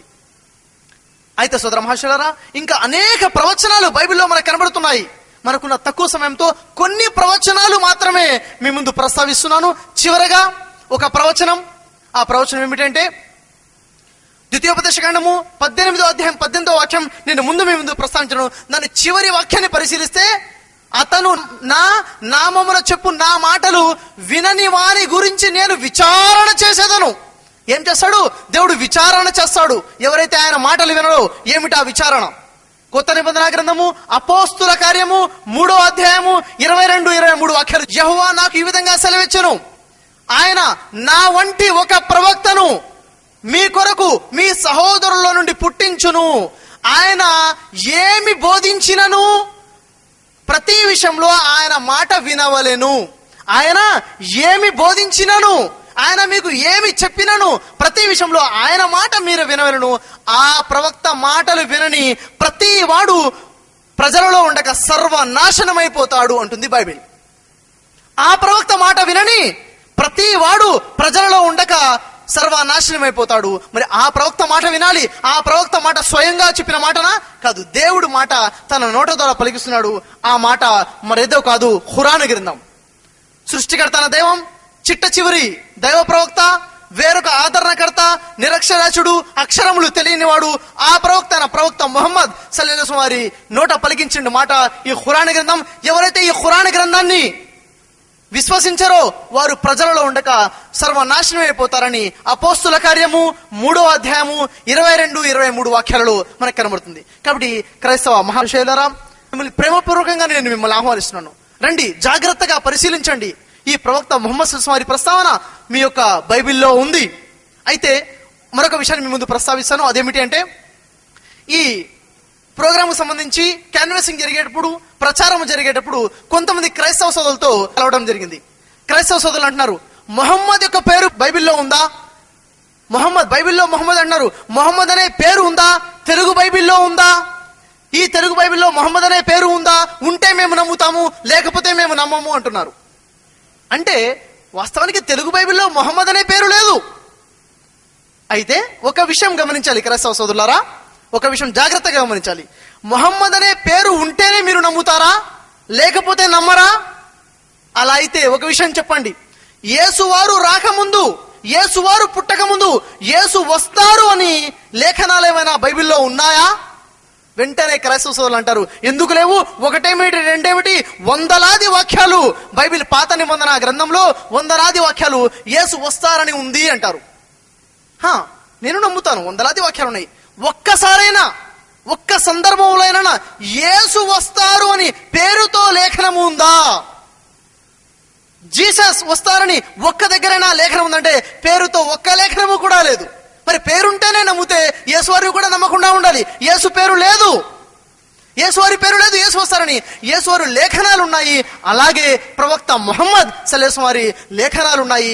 ఆ ప్రవచనాల ఆధారంగా అతను ఎవరో కాదు, ప్రవక్త ముహమ్మద్ సల్లల్లాహు అలైహి వారిని విశ్వసించితేనే మనకి ఇహ పరలోకాల్లో సాఫల్యం, నిత్య జీవం లభిస్తుంది. మరి నా యొక్క ప్రసంగాన్ని ఖురాన్ గ్రంథంలోని 2వ అధ్యాయం సూర బకరా 41, 42 వాక్యాల తెలుగు అనువాదాన్ని మీకు వినిపించుకుంటూ నా ప్రసంగాన్ని ముగిస్తాను. మీ దగ్గర ఉన్నటువంటి గ్రంథాలను ద్రోపరుస్తూ నేను అవతరింపచేసినటువంటి ఈ ఖురాన్ని మీరు విశ్వసించండి. దీన్ని తిరస్కరించే వారిలో మీరు మొదటి వారు అవ్వకండి.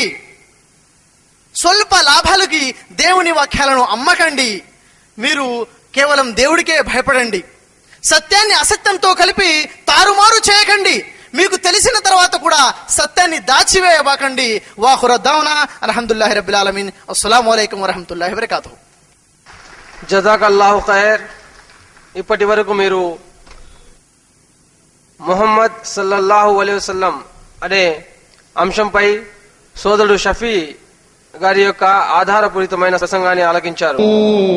ఇన్షాల్లా ఇప్పుడు మనం నేటి ఈ కార్యక్రమంలో అతి ముఖ్య భాగమైనటువంటి ప్రశ్నోత్తరాల సరళిని ప్రారంభించబోతున్నాము.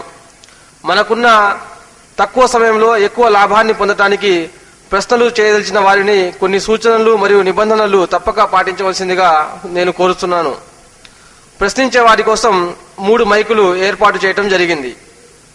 ముందుగా బైబిల్లో ముహమ్మద్ సల్లల్లాహు అలైహి వసల్లం అనే అంశంపై ప్రశ్నించదలిచిన వారు నాకు ఎడమ పక్కన ఉన్నటువంటి ఈ మైకు ఎదుట క్యూలో నిలబడగలరు. సోదరుల తర్వాత సోదరీమణుల ముందు ఒక మైకు ఏర్పాటు చేయడం జరిగింది.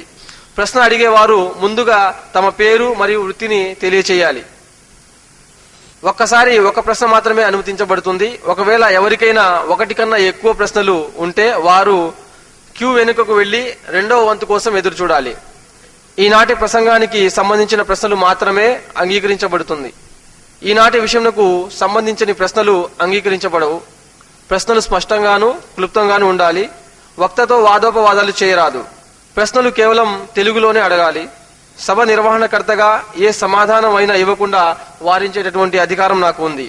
ఎవరైతే ఈ కార్యక్రమంలో పాలు పంచుకోవాలనుకున్నారో వారు దయచేసి ఈ మైకు వద్దకు వచ్చి ప్రశ్నించవలసిందిగా కోరుచున్నాను. షఫీ గారు ఇందాక యేసు, మోషే, తర్వాత మహమ్మద్ ప్రవక్తల గురించి వాళ్ళ యొక్క లక్షణాలను వివరించేటప్పుడు యేసుపై ఏ గ్రంథం కూడా అవతరించలేదని చెప్పారు.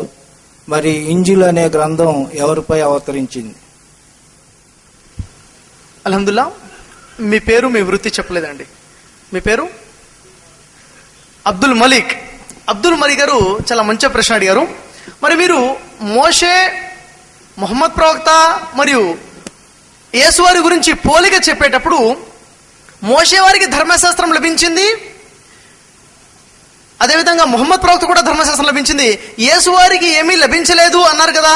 మరి ఇంజిల్ ఎవరి మీద అవతరించిన గ్రంథము అని అడుగుతున్నారు. చాలా మంచి ప్రశ్న. ఇంజిల్ యేసు మీద అవతరించినటువంటి గ్రంథమే. నేను చెప్పింది గ్రంథం అవతరించలేదు అని చెప్పడం లేదు. కొత్తగా ధర్మశాస్త్రం, షరియత్ ఇవ్వబడలేదు అని చెప్తున్నాను. అయితే మోషే ధర్మశాస్త్రంలో ఏదైతే ఉందో అదే ధర్మశాస్త్రాన్ని యేసువారు మళ్ళీ ప్రజలకు బోధించారు. అయితే దేవుడు కొన్ని వాక్యాలను అవతరింప చేయడం జరిగింది. అయితే కొత్త షరియత్ లేదు, మోషే షరియతే యేసువారు అవలంబించారు. యేసువారు 2వ రాకడ ఉంది.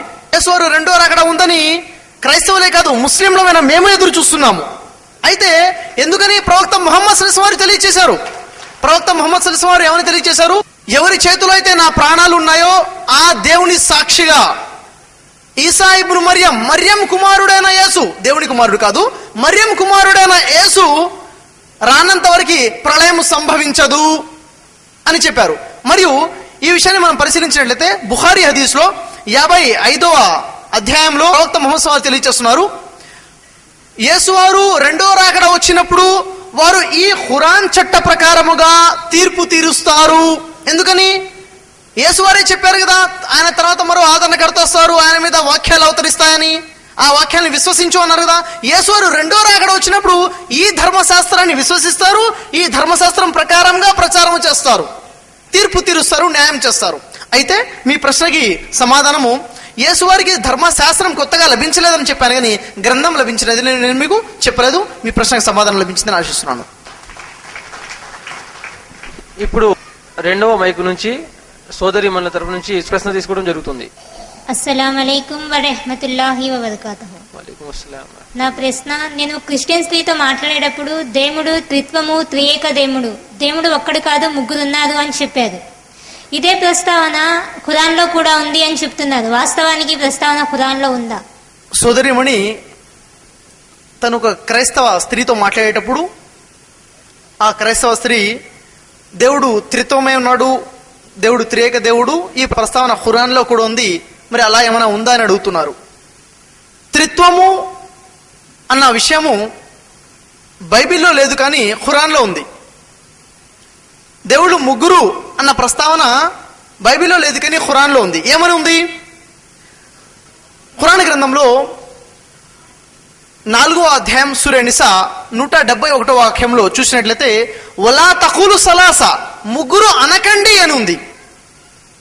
బైబిల్లో ముగ్గురు అనండి అని లేదు, కానీ ఖురాన్లో వలా తఖూలు సలాస, ముగ్గురు అనకండి అని ఇక్కడ ఉంది. మరి అదే విషయము ఇంకొక దగ్గర చూసినట్లయితే ఖురాన్లో సూరా మాయిదాలో 73వ వాక్యంలో అల్లాహ్ ముగ్గురులో ఒకడు అని అన్నవారు నిశ్చయముగా విశ్వాసానికి పాల్పడినట్లే. దేవుళ్ళు ముగ్గురున్నారు, ముగ్గురులో ఒకడు దేవుడు, ఇంకా ఇద్దరు కూడా ఉన్నారు, వాళ్ళు కూడా దేవుళ్లే అని ఎవరైతే అంటారో వారు నిశ్చయముగా విశ్వాసానికి పాల్పడినట్లే. క్రైస్తవ సోదరులు దేవుడు త్రిత్వమే ఉన్నాడు, దేవుళ్ళు ముగ్గురు అని నమ్ముతున్నారు. అయితే నేను సోదరిమణి అంటున్నాను, మీరు మళ్ళీ తిరిగి వెళ్ళి మీ సోదరిమణి అనండి, ఏ త్రిత్వం గురించి మీరు మాట్లాడుతున్నారు అని. త్రిత్వం ఒకటి లేదు, అనేక రకాల త్రిత్వాలు ఉన్నాయి.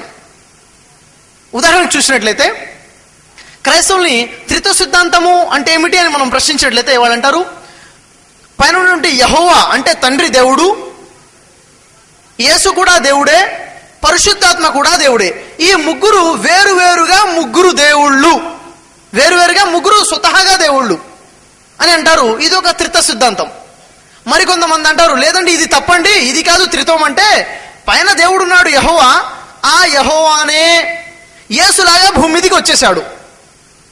పైన యెహోవాడు యేసులాగా భూమి మీదకి వచ్చేసాడు. మరి ఈ యేసు కొంతకాలం జీవితం గడిపి శిలువ మరణం పొంది ఇప్పుడు పరిశుద్ధాత్మలా భూమి మీద ఉన్నాడు. ఇది అసలు త్రిత్వ సిద్ధాంతం అంటారు మరి కొంతమంది క్రైస్తవులు. ఇది ఎలా అంటే వాళ్ళకు ఉదాహరణ కూడా ఇస్తారు. ఐసు గడ్డ, ఐస్ ఏదైతే క్యూబ్ ఉంటుందో ముందు ఐస్ లాగా గట్టిగా ఉంటుంది, అది కరిగిన తర్వాత నీళ్లలాగా మారిపోతుంది, ఇంకా గడ్డ మిగిలిలేదు. మరి ఆ నీళ్లు ఇంకో బాగా వేడికిచ్చేస్తే ఆవిరిలాగా అయిపోతుంది, ఇంకా నీళ్లు లేవు, ఆవిరిలా అయిపోయింది. ఇలా పైన యెహోవాలాగా, తర్వాత ఆయన యేసులాగా, ఆ యేసే పరిశుద్ధాత్మలాగా ఇలా మారుతుంది. ఇది అసలైన త్రిత్వ సిద్ధాంతం అంటారు కొంతమంది క్రైస్తవులు. మరి కొంతమంది క్రైస్తవులు అంటారు, లేదు లేదు లేదు ఇది కూడా తప్పే, అసలు త్రిత్వ సిద్ధాంతం ఇది కాదు, దేవుడు ఒక్కడే కానీ ఒక్కటిలో 3 భాగాలు ఉన్నాయి. ఒకటిలోనే 3 భాగాలు, ఒక భాగం యెహోవా, మరో భాగం యేసు, ఇంకో భాగం పరిశుద్ధాత్మ. ఎలాగండి అంటే ఫ్యాన్కి వెళ్ళి చూపిస్తారు. ఫ్యాన్ ఒకటే ఫ్యాన్ ఎన్ని రెక్కలు ఉన్నాయి? 3 రెక్కలు ఉన్నాయి. 3 రెక్కలు కలిపితేనే కదా ఫ్యాన్. ఒక్కొక్క రెక్క ఒక ఫ్యాన్ కాదు, 3 కలిపి ఒక ఫ్యాన్ అవుతుంది. అలాగే యెహోవా, యేసు, పరిశుద్ధ 3 కలిపి ఒక దేవుడు అంటారు కొంతమంది క్రైస్తవులు. లేదు లేదు లేదు ఇది కాదు, ఇది తప్పని మరి కొంతమంది క్రైస్తవులు వచ్చేసి అసలు త్రిత్వం అంటే మాతా, పిత, కుమారా. మాత అంటే మరియమ్మ దేవుడు, పిత అంటే యెహోవా దేవుడు, కుమార్ అంటే యేసు దేవుడు అని రోమన్ క్యాథలిక్స్ ఇది అండి అసలు త్రిత్వ సిద్ధాంతం అంటారు. అసలు విషయం ఏమిటంటే ఇన్ని త్రిత్వ సిద్ధాంతంలో ఏ ఒక్క త్రిత్వ సిద్ధాంతం గురించి కూడాను బైబిల్లో రాయబడి లేదు. బైబిల్ మొత్తం మీద ఆది కాండం నుండి చూసుకుని చివరికి ప్రకటనా గ్రంథం వరకు చూసుకున్నట్లయితే ప్రతి పేజీని మనం పరిశీలించి చదివినా కానీ ఎక్కడ కూడాను త్రిత్వము, త్రియేక దైవము, ముగ్గురు దేవుళ్ళు అన్న ప్రస్తావన ఎక్కడా మనకి కనబడదు. అంతేకాదు కదా, క్రైస్తవులలో యెహోవా విట్నెస్ అనే ఒక వర్గం మనకు కనబడుతుంది. ఆ యెహోవా విట్నెస్ వారు దేవుడు త్రిత్వము కాదు, దేవుడు ఏకైక దేవుడు, దేవుడు ఒక్కడే అని నమ్మడమే కాకుండా ప్రచారము కూడా చేస్తున్నారు. దేవుడు ముగ్గురు కాదు, మరి ఎంతమంది దేవుళ్ళు అని అంటే బైబిల్లో చెప్పడం జరుగుతుంది. యెషయా గ్రంథము 43వ అధ్యాయము 10వ వాక్యంలో పరిశీలిస్తే యెహోవా అంటున్నాడు, నాకు ముందుగా ఏ దేవుడు నిర్మింపబడలేదు, నా తర్వాత ఏ దేవుడు ఉండడు, నేనే యెహోవాను, నేను తప్ప వేరొక రక్షకుడు లేడు, వేరొక దేవుడు లేడు. యెహోవా కన్నా ముందు ఏ దేవుడు లేడు, యెహోవా తర్వాత ఏ దేవుడు ఉండడు, యెహోవా ఒక్కడే దేవుడు, ఆయన తప్ప ఇంకొక దేవుడు లేడని అక్కడ యెషయా గ్రంథంలో ఉంది. మరి యేసు వచ్చిన తర్వాత దైవ సిద్ధాంతం ఏమైనా మారిపోయిందా అంటే యేసు వారు వచ్చి అంటున్నారు, కొత్త నిబంధన మార్కు సువార్త 12వ అధ్యాయము 29వ వాక్యాన్ని పరిశీలించినట్లయితే యేసు దగ్గరికి శాస్త్రులలో ఒకడు వచ్చి ప్రశ్నిస్తున్నాడు, ఓ బోధకుడా, ఆజ్ఞలన్నింటిలో కల్లా ప్రధానమైన ఆజ్ఞ ఏమిటి? నువ్వు ఆజ్ఞలు ఇస్తున్నావు, అన్ని ఆజ్ఞల్లో కల్లా ప్రధానమైన ఆజ్ఞ ఏమిటి అని అన్నప్పుడు యేసు వారు సమాధానం చెప్తున్నారు, ఓ ఇశ్రాయేలు వినుము, మన దేవుడైన ప్రభు అద్వితీయ ప్రభువు. మన దేవుడు ఎంతమంది? అద్వితీయుడు, ద్విత్వము కానివాడు, రెండు కానివాడు. అంటే ముగ్గురా? కానే కాదు. రెండు కాదంటే అసలు రెండు కన్నా పైన లేదని దేవుడు ఒక్కడే అని యేసువారు అది చెప్పారు. అయితే ఈ విషయాన్ని వారికి తెలియచేయండి, వారికి తెలుస్తుంది వాస్తవానికి త్రిత్వ సిద్ధాంతం లేదు. మరి మీకు అనుమానం రావచ్చు, బైబిల్లో ఎక్కడా త్రిత్వ సిద్ధాంతం గురించి లేకపోతే క్రైస్తవులందరూ దాదాపుగా ఎందుకు త్రిత్వ సిద్ధాంతాన్ని నమ్ముతున్నారు? బైబిల్లో లేదు కదా దేవుళ్ళు ముగ్గురని, మరి క్రైస్తవులు ఎందుకు నమ్ముతున్నారు? మరి కొత్తగా ఎలా వచ్చేసింది అంటే దానికి సమాధానం బైబిలే చెప్తుంది. బైబిల్లో మత్తయి సువార్త 13వ అధ్యాయం 38వ వాక్యాన్ని చదివితే అక్కడ యేసువారు చెప్పారు ముందుగానే ఇలా జరుగుతుందని. ఏమని చెప్పారు? గోధుమల మధ్య గురుకులు విత్తబడును, గురుకులు దుష్టుని సంబంధులు, వాటిని విత్తువాడు అపవాది సాతాను. గోధుమలు ఉన్నాయి, గోధుమలు ఎవరు? ఏంటివి? మంచి మాటలు, నా మాటలు, దేవుని వాక్యాలు నేను మీకు అందించాను. నా మాటల మధ్య గురుకులు విత్తబడతాయి, గోధుమల మధ్య గురుకులు విత్తబడతాయి. గురుకులు దుష్టుని సంబంధులు, వాటిని విత్తువాడు అపవాది సాతాను. దేవుడు ఒక్కడే అన్నది గోధుమ, దాని మధ్యన దేవుడు త్రిత్వము, దేవుడు ముగ్గురు అన్నది గురుకు విత్తబడినది. ఈ పని సాతాను చేసింది. కాబట్టి క్రైస్తవ సోదరులారా, మేము మిమ్మల్ని ఆహ్వానిస్తున్నాను, దేవుడు ముగ్గురు కాదు, దేవుడు ఒక్కడే అని విశ్వసించండి. అయితే మనం సమాజాన్ని పరిశీలిస్తే చాలా మంది హిందూ సోదరులు హిందూయిజాన్ని వదిలేసి క్రిస్టియానిటీలోకి వెళ్ళిపోతున్నారు. ఈ విషయము కొత్త విషయం చెప్పట్లేదు మీకు, వాస్తవమైన విషయమే. దేవుడు ముక్కోటి దేవీ దేవతలు నమ్మేటటువంటి హిందూయిజాన్ని వదిలివేసి ముగ్గురు దేవుళ్ళు నమ్మేటువంటి క్రిస్టియానిటీలోకి వస్తున్నారు. నేను వాళ్ళని ఆహ్వానిస్తున్నాము, దేవుడు ముక్కోటి దేవీ దేవతలు కాదు, దేవుడు త్రిత్వం ముగ్గురు కాదు, దేవుడు ఒక్కడే అంటుంది ఇస్లాం. ఇదే సత్యం, రండి, ఇదే వాస్తవమైన ధర్మము, ఇదే దైవ మార్గం. ఇస్లాం అంటే దేవుని ధర్మం. ఈ దేవుని ధర్మంలోనే ముక్తి మార్గం, ఇహ పరలోకాల్లో మనం సాఫల్యం పొందగలుగుతాము. మీ ప్రశ్నకు సమాధానం లభించిందని నేను ఆశిస్తున్నాను. शफी साहब से मैं यही पूछना चाह रहा हूँ, బైబిల్లో ముహమ్మద్ అనే అంశం పైన మీరు అనర్గళంగా మాట్లాడుతూ ప్రపంచంలో రెండు పెద్ద వర్గాలు ఉన్నాయి, ఒకటి క్రిస్టియన్, ఇంకోటి ఇస్లాం అని చెప్పిండ్రు. ఆ రెండు వర్గాలు ఏకం కావాలి అన్న భావన మీరు తెలియజేసిండ్రు. దాని భావం నాకు అర్థం కాలేదు. మేము అనుకునేదల్లా ఏంటంటే సర్వేజన సుఖినో భవంతు అన్న భావన ఉన్నటువంటిది ఒకటి. ఇక ఈ హిందుత్వము అనే విషయం లోపల ఒక విషయం మీరు నాకు క్లారిఫై చేయాలని కోరుతున్నా.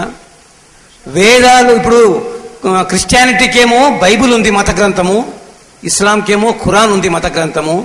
మరి హిందూ మతానికి ఉన్న మత గ్రంథం ఏంది? మాకే డౌట్ వచ్చింది. సో దీనికి ఎట్లా రెండు ఉన్నాయో మత గ్రంథాలు, మరి దీనికి ఏమైనా ఉంటే దయచేసి చెప్పాలని కోరు. సోదరు వారు ముందుగా ఒక విషయం నాకైతే అర్థం కాలేదు అని చెప్తూ ఒక విషయం చెప్పారు. అదేమిటంటే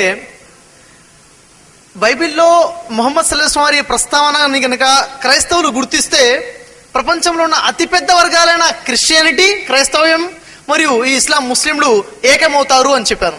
ఈ రెండు వర్గాలు మాత్రమే కలవటం ఏమిటి? సర్వజనో సుఖినో భవంతి, అందరూ కూడా కలిసి ఉండాలి కదా, సుఖంగా ఉండాలి కదా అని అన్నారు. నా ఉద్దేశము వీరిద్దరు మాత్రమే కలిసి ఉండాలని కాదు, వీరిద్దరు కలవాలని, వీరిద్దరితో పాటు అందరూ కలవాలి. ఈ రెండు అతిపెద్ద వర్గాలు ఈ విషయంలో ఏకీభవిస్తే కలిసిపోతారు. ఇది మీకు అర్థం కాని విషయానికి నా యొక్క సమాధానము. అయితే మీరు చెప్తున్న విషయము, మరి క్రైస్తవులకి మత గ్రంథం లాగా బైబిల్ ఉంది, ముస్లింలకి మత గ్రంథం లాగా ఖురాన్ ఉంది. మరి హిందువులకు ఉన్న మత గ్రంథం ఏమిటి? ఈ ఖురాన్ అనేది ముస్లింల మత గ్రంథం కాదు, ఇది తెలుసుకోవాల్సిన విషయము. మరి ఖురాన్ ఎవరి మత గ్రంథం అంటే ఖురాన్ గ్రంథంలో 2వ అధ్యాయం 185వ వాక్యంలో తెలియచేయడం జరుగుతుంది. బిస్మిల్లాహిర్ రహమానిర్ రహీం. షహరు రంజాన్ అల్లజీ ఉన్జిల ఫీహిల్ ఖురాన్ హుదల్ లిన్నాసి వ బైనాతి మినల్ హుదా వల్ ఫుర్ఖాన్.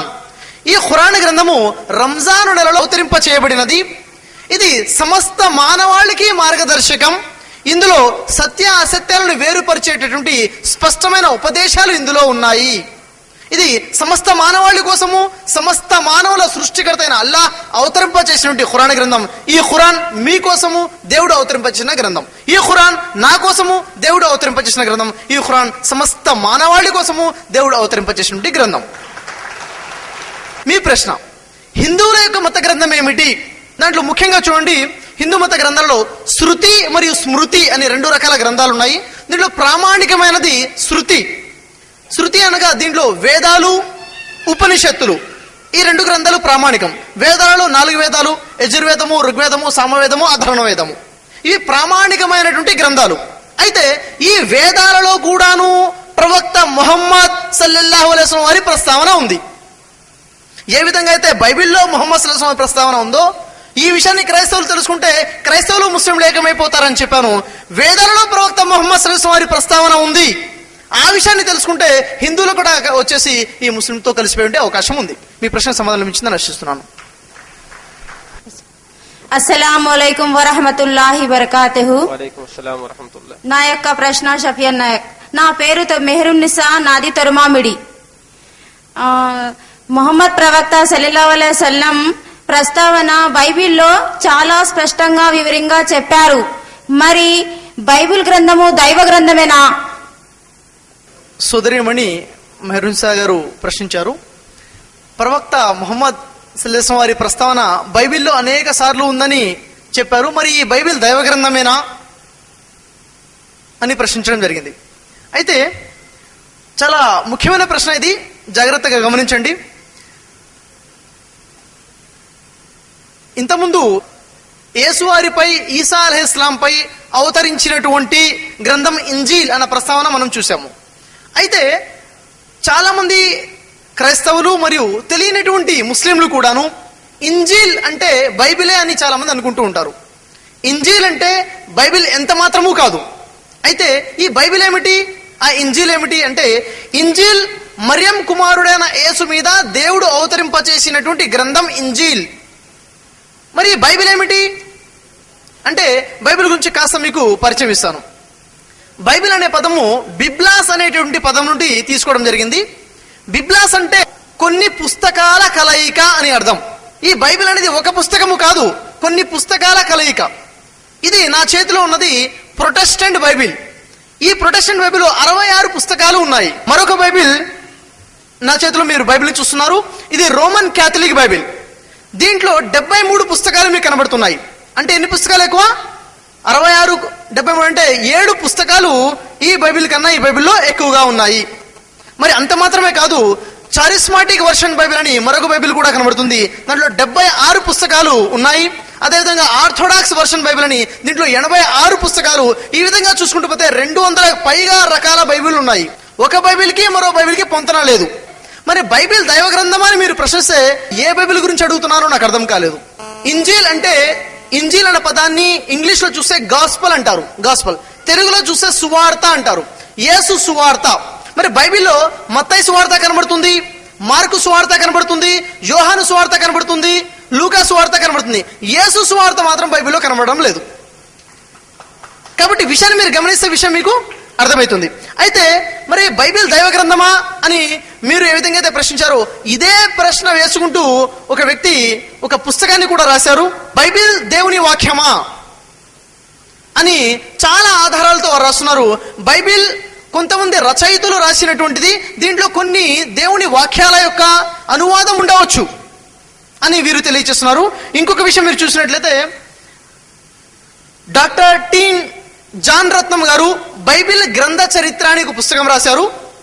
డాక్టర్ టి జాన్ రత వీరు ఒక క్రైస్తవుడు. మరి ఈ బైబిల్ గ్రంథ చరిత్రలో పూర్తి బైబిల్ గురించి రాస్తూ తెలుగు బైబిల్ గురించి కూడాను, తెలుగులో అనువదించబడినటువంటి బైబిల్ గురించి కూడాను రాస్తూ, తెలుగులో అనువదించబడిన బైబిల్ దాదాపుగా 19 సార్లు సవరించబడినది. ఉదాహరణకి ఒక సవరణ మీకు చూపించాను. ఈ బైబిల్లో ఆ ప్రవక్త అని ఉంది, దాని తర్వాత ప్రచురించబడినటువంటి ఈ బైబిల్లో ఆ ప్రవక్త తీసేసి ప్రవక్త అని ఉంది. అయితే చివరిగా మీ ప్రశ్నకు సమాధానం సూటిగా చెప్పాలంటే, బైబిల్ దైవ గ్రంథమా అంటే బైబిల్ పూర్తిగా దైవ గ్రంథం అని చెప్పలేము. దేవుడి వాక్యాల యొక్క అనువాదాలు ఉండవచ్చు, కొంతమంది ప్రవక్తల యొక్క వాక్యాలు ఉండవచ్చు. మీ ప్రశ్నకు సమాధానం లభించిందని ఆశిస్తున్నాను. రెండవ మైక్ నుంచి ప్రశ్న తీసుకోవడం జరుగుతుంది. రెస్పెక్టబుల్ షఫీ సాబ్, నా రిక్వెస్ట్ ఏంటంటే, బైబిల్ పరిశుద్ధ గ్రంథము, అది దైవ గ్రంథం. కాకపోతే నాకు మీ నుండి ఒక సమాధానము. బైబిల్ ఎన్నో రకాలుగా ప్రపంచంలో మీరు అన్నట్లు చాలా రకాలుగా రచించబడినాయి. కాకపోతే బైబిల్ ఒక చక్కని మాట ఉంది, ఒక పొల్లైనను ఒక మాటైనను ఎవరు వేరు చేయకూడదు, కలపకూడదు, తీసివేయకూడదు. ఒకవేళ అలా చేస్తే వాడు నరకాన్ని అనుభవించవలసిందే అని బైబిల్లో ఉంది. కాకపోతే ఎందుకొరకు ఈ విధంగా గ్రంథాలు ఎక్కువ ఉన్నాయి, అది వేరే ఒక్కొక్క డినామినేషన్స్ ప్రకారం. ఇది ఎందుకొరకు ఈ విధంగా తీసివేయడము, కొత్తగా రాయడం ఎందుకొరకు అంటే, ప్రపంచంలో చాలా మంది క్రైస్తవులు ఉన్నారు, లేక తెలియని వారు ఉన్నారు. తెలియడం కొరకు వారు అంటే ఈజీ లాంగ్వేజ్ లో బైబిల్ రచించబడ్డది. అదిగాక అంటే ఒరిజినల్ హీబ్రూ గ్రీక్ భాషలో బైబిల్ ఒక పుల్లైనను తీయడానికి వీల్లేదు. ట్రాన్స్లేషన్ లో చాలా మిస్టేక్స్ జరిగి ఉండొచ్చు అని నేను అనుకుంటున్నాను. మీరు దానికి అది దైవ గ్రంథం అని మీరు తప్పకుండా అనాలి. అది దేవుని యొక్క గ్రంథం, అది we believe strongly. I'm sorry, you please tell me. సోదరులు వారు చాలా చక్కని ప్రశ్న అడిగారు. సోదరులు వారు, ఈ గ్రంథం నుండి ఒక సున్నైనను పొల్లైనను తీసివేయకూడదు అన్న విషయం ఉంది. మరి మీరు ఏదైతే విషయం అడుగుతున్నారో, ఇది ప్రకటన గ్రంథము 22వ అధ్యాయం 18వ వాక్యంలో ఉంటుంది. అయితే ఈ బైబిల్లో నుంచి ఒక సున్నైనను పొల్లైనను తీసివేయకూడదు, కలపకూడదు కూడాను. అయితే మేము అలా ఏమీ చేయలేదండి, కేవలం ట్రాన్స్లేషన్ చేసామంతే. హెబ్రూ భాషలో ఉంది బైబిల్, తెలుగు వాళ్ళకి అర్థం కాదు కదా, కాబట్టి హెబ్రూ భాషలో నుంచి తెలుగు భాషలోకి అనువాదం చేశాము అంతే అన్నారు. నేను మిమ్మల్ని ప్రశ్నిస్తున్నాను, ఒకవేళ హెబ్రూ భాషలో ఉన్నటువంటి బైబిల్లో 86 పుస్తకాలు గనక ఉంటే తెలుగు భాషలోకి ట్రాన్స్లేట్ అయ్యేసరికి 66 పుస్తకాలు అయిపోతాయా? అది ఏమైనా ఐసా అక్కడ నుంచి ఇక్కడికి వచ్చేసరికి కరిగిపోవడానికి? కాదు. బ్రదర్, మీరు ఆలోచించండి. ఇక్కడ అనువాదాలు ఎన్ని భాషల్లో అనువాదాలు ఉన్నాయి? 200 కాదు, 2000 భాషల అనువాదం ఉంది. ఎన్ని భాషల అనువాదం ఉంటే అంత మంచిదే. ప్రశ్న అది కాదు, సమస్య అది కాదు. సున్నైనను పొల్లైనను కలపకూడదు, సున్నైనను పొల్లైనను తీసివేయకూడదు అంటే ఇక్కడ పుస్తకాలు కలిపేశారు, పుస్తకాలు తీసేశారు. అధ్యాయాలు కూడా కాదు, కొన్ని పుస్తకాలే కలిపేశారు, కొన్ని పుస్తకాలు తీసేశారు. కలిపింది నేనైతే మీరు నన్ను ప్రశ్నించవచ్చు. నేను కలపలేదు, కలిపింది మరెవరో కాదు, క్రైస్తవ సోదరులే. ఈ విషయాన్ని ఒప్పుకోక తప్పదు. అయితే ఇలా జరగదు అని ఉందా బైబిల్లో? సున్నైనను పొల్లైనను కలపబడదు, తీసివేయబడదు అని ఉందా? అలా లేదు. కలపకూడదు, తీసివేయకూడదు. ఒకవేళ ఇలా కలిపితే, ఒకవేళ ఇలా తీసివేస్తే బైబిల్లో ఉన్న తెగుళ్ళన్నీ సంభవిస్తాయి. బైబిల్లో మత్తయి సువార్త 13వ అధ్యాయం 38వ వాక్యాన్ని చదివితే అక్కడ యేసు వారు చెప్పారు ముందుగానే ఇలా జరుగుతుందని. ఏమని చెప్పారు? గోధుమల మధ్య గురుకులు విత్తబడును, గురుకులు దుష్టుని సంబంధులు, వాటిని విత్తువాడు అపవాది సాతాను. కాబట్టి ఇది చేదు నిజం. మీ ప్రశ్నకు సమాధానం లభించింది అనుకుంటున్నాను. ఎడమ పక్క వైపు నుంచి తీసుకోబడుతుంది. నా పేరు దేవదాస్ అండి, రిటైర్డ్ టీచర్. ఒక సోదరి అడిగిన ప్రశ్నకు మీరు చెప్పిన జవాబు, ఆ బైబిల్ దైవ గ్రంథమేనా అనే ప్రశ్నకు పూర్తిగా దైవ గ్రంథము అనలేము అన్నటువంటి విషయాన్ని మీరు తెలియజేసినారు.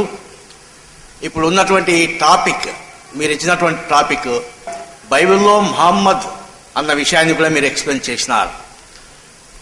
అయితే మీరు ఇచ్చినటువంటి ఎక్స్ప్లెయిన్లో చాలా సత్యం ఉంది, చాలా సంగతులు మీరు చెప్పినారు.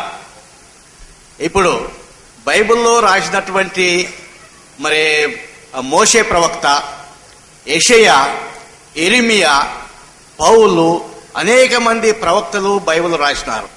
ఆ రాసిన గ్రంథం అంతా కూడా దైవం గురించే రాయబడింది అక్కడ.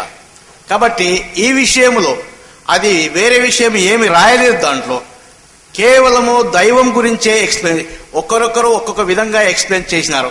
ఆ విషయాన్ని మీరే తెలియజేసినారు ఇక్కడ, దైవ భావన అది. కాబట్టి మరి ఎప్పుడైతే ఆ గ్రంథములో, ఇన్ని గ్రంథాల్లో దైవ భావనని మీరు ఎక్స్ప్లెయిన్ చేసినప్పుడు అది పూర్తిగా దైవ గ్రంథము అని చెప్పలేము అన్నటువంటి విషయాన్ని మీరు తెలియజేసినారు. కాబట్టి దానికి జవాబు చెప్పాలని చెప్పి కోరుకుంటున్నాను. సోదరుల వారు, బైబిల్ అంటే మోషే ప్రవక్త, యెషయా ప్రవక్త, ఇర్మియా ప్రవక్త అంటూ పౌలు ప్రవక్త అని కూడా అన్నారు. సరే, ఈ ప్రవక్తలు రాసినటువంటి గ్రంథమే బైబిల్ అని తెలియచేయడం జరిగింది. అయితే ఇది ముఖ్యంగా ఇది దైవ గ్రంథమా కాదా? ఇది దైవ గ్రంథమా కాదా అంటే ఇది ముఖ్యమైన ప్రశ్న. ఇది దైవ గ్రంథము కాదు అని అనేక మంది క్రైస్తవులు ఉన్నారు ఇది దైవ గ్రంథం కాదని. ఇదే మీకు ఆధారం కూడా చూపించాను. బైబిల్ దైవ గ్రంథం అనేటువంటి పుస్తకం మార్కెట్లో అవైలబుల్ ఉంది, మీరు తీసుకొని చదవండి. ఆ తర్వాత బైబిల్ గ్రంథ చరిత్ర, అసలు చరిత్ర ఏమిటి, ఈ రోజు మన ముందు ఉన్నటువంటి బైబిల్ ఎలా వచ్చింది, ఎక్కడి నుంచి వచ్చింది, దీని చరిత్ర ఏమిటి అని చూస్తే బైబిల్ గ్రంథ చరిత్రని ఒక క్రైస్తవుడు టి జాన్ రత్నం డాక్టర్ తను రాయడం జరిగింది. అయితే ఇక్కడ మీరు గమనించండి, బైబిల్ దైవ గ్రంథం అయితే ఏ బైబిల్ దైవ గ్రంథం, ఈ విషయం మీరు ఆలోచించండి. ఒకవేళ దేవుని వాక్యం అంటే దాంట్లో సున్నైనను పొలైన తీసివేయకూడదు, కలపకూడదు. అలాంటప్పుడు ఇప్పుడు మన ముందు కళ్ళ ముందు ఉన్న ఈ రెండు బైబిల్లోనే ఒక దగ్గర ఆ ప్రవక్త అన్న ప్రస్తావన ప్రవక్తలా ఎందుకు మారిపోయింది, ఇన్ని విషయాలు కూడా మనం చూడాలి. ఇంకా మీకు డీటెయిల్ గా కావాలంటే ఈ పుస్తకం కొనుక్కొని చదవండి, బైబిల్ గ్రంథ చరిత్ర. ఎప్పుడు, ఎన్నిసార్లు, ఎలా సవరించబడింది బైబిల్ అన్న విషయం మనకు స్పష్టంగా కనబడుతుంది. మీ ప్రశ్నకి సమాధానం లభించిందని ఆశిస్తున్నాను. అయితే ఇప్పుడు మా వద్ద చాలా స్లిప్స్ లో కూడా ప్రశ్నలు వచ్చినాయి. కొన్నిటిని స్లిప్స్ ద్వారా కూడా తీసుకోవాలని అనుకుంటున్నాము. మానవుడు జన్మతా పాపి కదా, మరి ఈ పాప పరిహారం కోసం ముహమ్మద్ సల్లల్లాహు అలైహి వసల్లం వారు ఏ మార్గం చూపించారు? మానవుడు జన్మతా పాపి కదా, మరి ముహమ్మద్ ప్రవక్త వారు దీనికి ఏమి పరిష్కారం చూపించారని అడుగుతున్నారు. అసలు మానవుడు జన్మతా పాపియా? ఒకవేళ మానవుడు జన్మతా పాపి అయితే ఏం పరిష్కారం చూపించారో చూడవచ్చు. అసలు మానవుడు జన్మతా పాపియా? క్రైస్తవ సోదరులు మానవుడు జన్మతా పాపి అనే ఒక సిద్ధాంతాన్ని నమ్ముతున్నారు. ఉదాహరణ చూసినట్లయితే ఇదేమిటి, ఆదాం హవ్వ తప్పు చేశారు, దేవుడు ఆజ్ఞాపించాడు ఈ పండు మీరు తినవద్దు, ఈ పండు జోలికి మీరు వెళ్ళకూడదు అని. ఆదాం హవ్వ వారిద్దరు కూడా తప్పు చేశారు, పండు తిని వారిద్దరు కూడా పాపులైపోయారు. ఆ తర్వాత వారిద్దరి కలయిక వల్ల పుట్టేటువంటి పిల్లలందరూ కూడాను ఆ పాపాన్ని పంచుకుంటూ పుడుతున్నారు. ఇది జన్మతా పాపం. అంటే ఈ రోజు ఇప్పుడు పుట్టినటువంటి ఒక పసిబాబు కూడా క్రైస్తవుల దృష్టిలో పాపియే. ఇది జన్మతా పాపం. తల్లి తండ్రి కలయిక ద్వారా పుట్టినటువంటి పిల్లలందరూ కూడాను పాపంతో పుడుతున్నారు, ఇదే జన్మతా పాపం అంటారు. వాస్తవానికి ఇది కరెక్టా? ఇది ఎంతవరకు సమంజసము? ఉదాహరణకి ఆదాం హవ్వ తప్పు చేశారు, వారిద్దరు పాపులై ఉండవచ్చు. ఆ సందర్భంలో వారి పిల్లలకి ఆ పాపం వస్తుందా? ఉదాహరణకి ఒక వ్యక్తి దొంగతనం చేశాడు, వాళ్ళ కుమారుణ్ణి దొంగ అని పిలవచ్చా? మీరు ఒప్పుకుంటారా? ఎవరైనా? ఎవరు ఒప్పుకోరు. మన చట్టం ఒప్పుకుంటుందా? ఒప్పుకోదు. ఎవరైతే దొంగతనం చేస్తారో ఆయన్నే దొంగ అనాలి, ఆయన కుమారుణ్ణి అనకూడదు. అలాగే ఎవరైతే తప్పు చేస్తారో ఆయనకే పాపం ఉంటుంది, కానీ వారి ద్వారా రక్తం ద్వారా పిల్లలకి పాపము రాదు. ఉదాహరణకి ఇది నా వైపు నుంచి నేను చెప్తున్నాను అనుకున్నానేమో, ఇది బైబిల్ చెప్తుంది. బైబిల్ గ్రంథం మీరు చదవండి, ఎహెచ్కేలు 18వ అధ్యాయం 20వ వాక్యాన్ని మీరు చూసినట్లయితే, పాపము చేయువాడే మరణము నొందును, తండ్రి యొక్క దోష శిక్షను కుమారుడు మోయట లేదని కుమారుడి దోష శిక్షను తండ్రి మోయాడు. నీతిపరుని నీతి ఆ నీతిపరునికే చెందును, దుష్టుని దుష్టుతో ఆ దుష్టునికే చెందును. స్పష్టంగా ఉంది, ఎవరిది వారికే. ఇంకొక విషయం మీకు చెప్పినట్లయితే, మన యొక్క నిర్వహణకర్తలు తక్కువ సమయంలో సమాధానం చెప్పుకున్నారు కాబట్టి తక్కువ సమయంలో చెప్తున్నాను. బైబిల్లో ఇర్మియా గ్రంథము 31వ అధ్యాయము 29-30 వాక్యాలు పరిశీలించినట్లయితే అక్కడ ఏమున్నది? ఆ కాలమున తండ్రులు ద్రాక్షకాయలు తినగా కుమారుని పళ్ళు పులియునను మాట వాడుకలో నుండెను. ఏంటండి, తండ్రులు ద్రాక్ష పళ్ళు తింటే వాళ్ళ కొడుకులు పళ్ళు పులుస్తాయట అని మాట వాడుకలో ఉండను. కానీ ఎవరైతే పాపం చేస్తాడో అతనే మరణం పొందుతాడు, ఎవరైతే ద్రాక్షకాయలు తింటారో అతని పళ్ళు మాత్రమే పులుస్తాయి. ఆదాము హవ్వ తప్పు చేస్తే వారికే పాపం ఉంటుంది, కానీ అది జన్మతా పాపం రాలేదు. జన్మతా పాపం మనదే లేదు. తక్కువ సమయంలో చెప్పమన్నారు కాబట్టి మరింత వివరంగా నేను మీకు సమాధానం చెప్పట్లేదు. మీ ప్రశ్నకి సమాధానం లభించిందని ఆశిస్తున్నాను. సోదరి మళ్ళీ నుంచి ఒక ప్రశ్న. అస్సలాములైకం, నా పేరు ఖమర్ సుల్తానా. బైబిల్లో జరగబోయే విషయాల గురించి మొహమ్మద్ ప్రవక్త బోధించారు అని చెప్పారు కదా, మరి యేసుక్రీస్తు రెండవ రాక మొహమ్మద్ ప్రవక్త ఏం బోధించారు? సోదరిమణి ఒక ప్రశ్న అడిగారండి. ప్రవక్త ముహమ్మద్ సల్లల్లాహు అలైహి వసల్లం వారు సంభవించబో అనేక విషయాలు బోధిస్తారు అని చెప్పారు కదా, మరి దాంట్లో యేసువారి రెండో రాకడ గురించి ఏమైనా చెప్పారా అని ప్రశ్నించారు. మరి యేసువారి రెండో రాకడ గురించి ప్రవక్త ముహమ్మద్ వారు ప్రస్తావించారు. మనం బైబిల్ని చదివినట్లయితే యేసువారు అంటున్నారు, నేను మీకు చెప్పవలసిన అనేక విషయములు ఉన్నాయని అంటున్నారు. అంటే యేసువారు ఎప్పుడు వస్తారు, ఎలా వస్తారు, ఏంటి అనే పరిస్థితులు యేసువారు చెప్పలేదు, కానీ ముహమ్మద్ ప్రవక్త వారు చెప్పారు. బుఖారీ హదీస్లో ప్రవక్త వారు చెప్పినటువంటి ప్రవక్త వారి ప్రవచనాలకు సంబంధించినటువంటి హదీస్ బుఖారీ హదీస్, ఇది ప్రామాణికమైనది. బుఖారీ హదీస్లో దాదాపుగా 10 కన్నా ఎక్కువగా హదీసులు యేసువారి రెండో రాకడకి సంబంధించి ఉంది. యేసువారు రెండో రాకడ వచ్చినప్పుడు ఏ విధంగా ఉంటారు అంటే, యేసువారు చూడటానికి రింగుల జుట్టుతో ఉంటారని, వారి యొక్క వెంట్రుకలు భుజాల వరకు పొడుగ్గా ఉంటాయని, వారు వచ్చినప్పుడు వారు అప్పుడే స్నానం చేసి వచ్చారా అన్నట్లుగా వెంట్రుకల్లో నుండి నీళ్లు కారుతూ ఉంటాయని, ఇంత స్పష్టంగా ప్రవక్త ముహమ్మద్ వారు యేసువారి రెండో రాకడ గురించి చెప్పడం జరిగింది. బుఖారీ గ్రంథంలో 34వ అధ్యాయంలో 425వ హదీస్లో ప్రవక్త వారు చెప్తున్నారు, ఎవరి చేతిలో అయితే నా ప్రాణాలు ఉన్నాయో ఆ అల్లాహ్ సాక్షిగా చెప్తున్నాను, అతి త్వరలోనే మరియం కుమారుడైన యేసు మీ మధ్యలోకి వస్తాడు. అయితే వచ్చిన తర్వాత ఏం చేస్తారు అంటే, మొదటి పని వారు శిలువ బొమ్మ ఏదో దాన్ని విరక్కొడతారు అన్నారు. ఎందుకని? క్రైస్తవ సోదరులు యేసు మా పాపాల కోసము శిలువ మరణం పొందారు అని నమ్ముతున్నారు. వాస్తవానికి యేసు శిలువ మరణం పొందలేదు. ఈ విషయము అప్పుడు యేసు వారు వచ్చినప్పుడు ఈ సిలువ అన్నది ట్రాష్, సిలువ అన్నదే లేదు అని, వాస్తవంగా యేసు పుట్టారు, సజీవంగా పైకి వెళ్ళిపోయారు, మరి సజీవంగా భూమి మీదకి వచ్చారు, జీవితం గడిపి చనిపోతారు. ఒక మానవుడు ఒకసారి పుడతాడు, ఒకసారి చనిపోతాడు. యేసు వారు పుట్టారు, జీవితం గడిపారు, పైకి దేవుడు లేపుకున్నాడు, మళ్ళీ వస్తారు, జీవితం గడిపి చనిపోతారు. ఈ సిలువ అన్నదే వాస్తవం కాదన్న విషయము యేసు వారు చెప్తూ, మొదటి విషయము ఈ సిలువ బొమ్మని ఇరవకొడతారు, రెండో పని తను రాజ్య పరిపాలన చేస్తారు, మూడో విషయము పందిని చంపివేస్తారు, పంది మాంసం హరాం, నిషిద్ధం అని చెప్తారు. బైబిల్ ప్రకారంగా పంది మాంసం తినకూడదు, నిషిద్ధం. యేసు రెండో రాకడ వచ్చే వరకు అప్పుడున్నటువంటి క్రైస్తవులు, దాదాపుగా ఇప్పుడు కూడా మొదలైపోయింది, పంది మాంసం తినడం వారు మొదలుపెట్టి ఉంటారు. క్రైస్తవులు వారు వారి కోసం ధర్మసమ్మతంగా చేసుకుంటారు, దాన్ని నిషిద్ధము చేసి పందిని చంపివేయడం జరుగుతుంది. ఇది 3 పనులు. ఆ తర్వాత బుఖారీ హదీస్లో ప్రవక్త ముహమ్మద్ తెలియజేశారు 55వ అధ్యాయంలో. అక్కడ ప్రవక్త తెలియజేస్తున్నారు, యేసువారు మళ్ళీ వచ్చినప్పుడు ఆయన ఈ చట్ట ప్రకారంగా, ఖురాన్ చట్ట ప్రకారంగా పరిపాలిస్తారు, తీర్పు తీరుస్తారు అని తెలియచేయడం జరిగింది. యేసువారు రెండో రాకడ వచ్చినప్పుడు వారు దేవుడు ఒక్కడే అని విశ్వసిస్తారు. ఆ తర్వాత ఆ దేవుడు పంపిన చిట్ట చిరు దేవ ప్రవక్త యేసు తర్వాత వచ్చినటువంటి దేవ ప్రవక్త ముహమ్మద్ వారిని విశ్వసిస్తారు.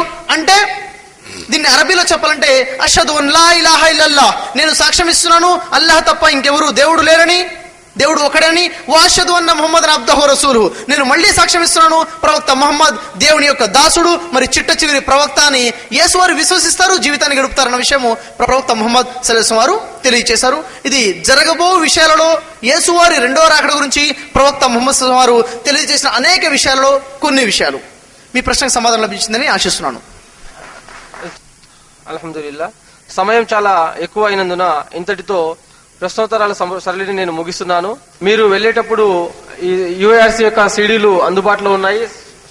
సృష్టికర్త సందేశం సర్వ మానవాళి కోసము, ఇది బ్రదర్ షఫీ గారిది. ఆ తర్వాత శాంతి సంస్థాపన ఎలా సాధ్యము, ఇది బ్రదర్ సిరాజుర్ రెహమాన్ గారిది. 50 రూపాయల విలువకు అక్కడ అందుబాటులో ఉన్నాయి. ఆ తర్వాత ఉచితమైనటువంటి కరపత్రాలు కూడా ఉన్నాయి, దాన్ని కూడా మీరు స్వీకరించి వెళ్ళగలరు. అల్హమ్దులిల్లా. ముందుగా నేను ఈ సభను శాంతియుతంగా నిర్వహించడానికి అన్ని విధాలా సహకరించినటువంటి ఆ అద్వితీయుడైన అల్లాహ్ సుబ్హానహు వ తఆలాకు కృతజ్ఞతలు తెలుపుకుంటున్నాను. నేటి ఈ కార్యక్రమంకు అఖండ విజయం చేకూర్చడంలో ప్రత్యేకంగాను పరోక్షంగాను సహకరించిన వారందరికీ UIRC తరపు నుండి హృదయపూర్వక ధన్యవాదాలు తెలుపుతున్నాను. అల్లాహ్ మనందరినీ తన మార్గంలో నడిపించి ఇహపర లోకంలో సాఫల్యం ప్రసాదించుగాక. ఆమీన్. వాఖరు దావానా అనిల్ హమ్దులిల్లాహి రబ్బిల్ ఆలమీన్.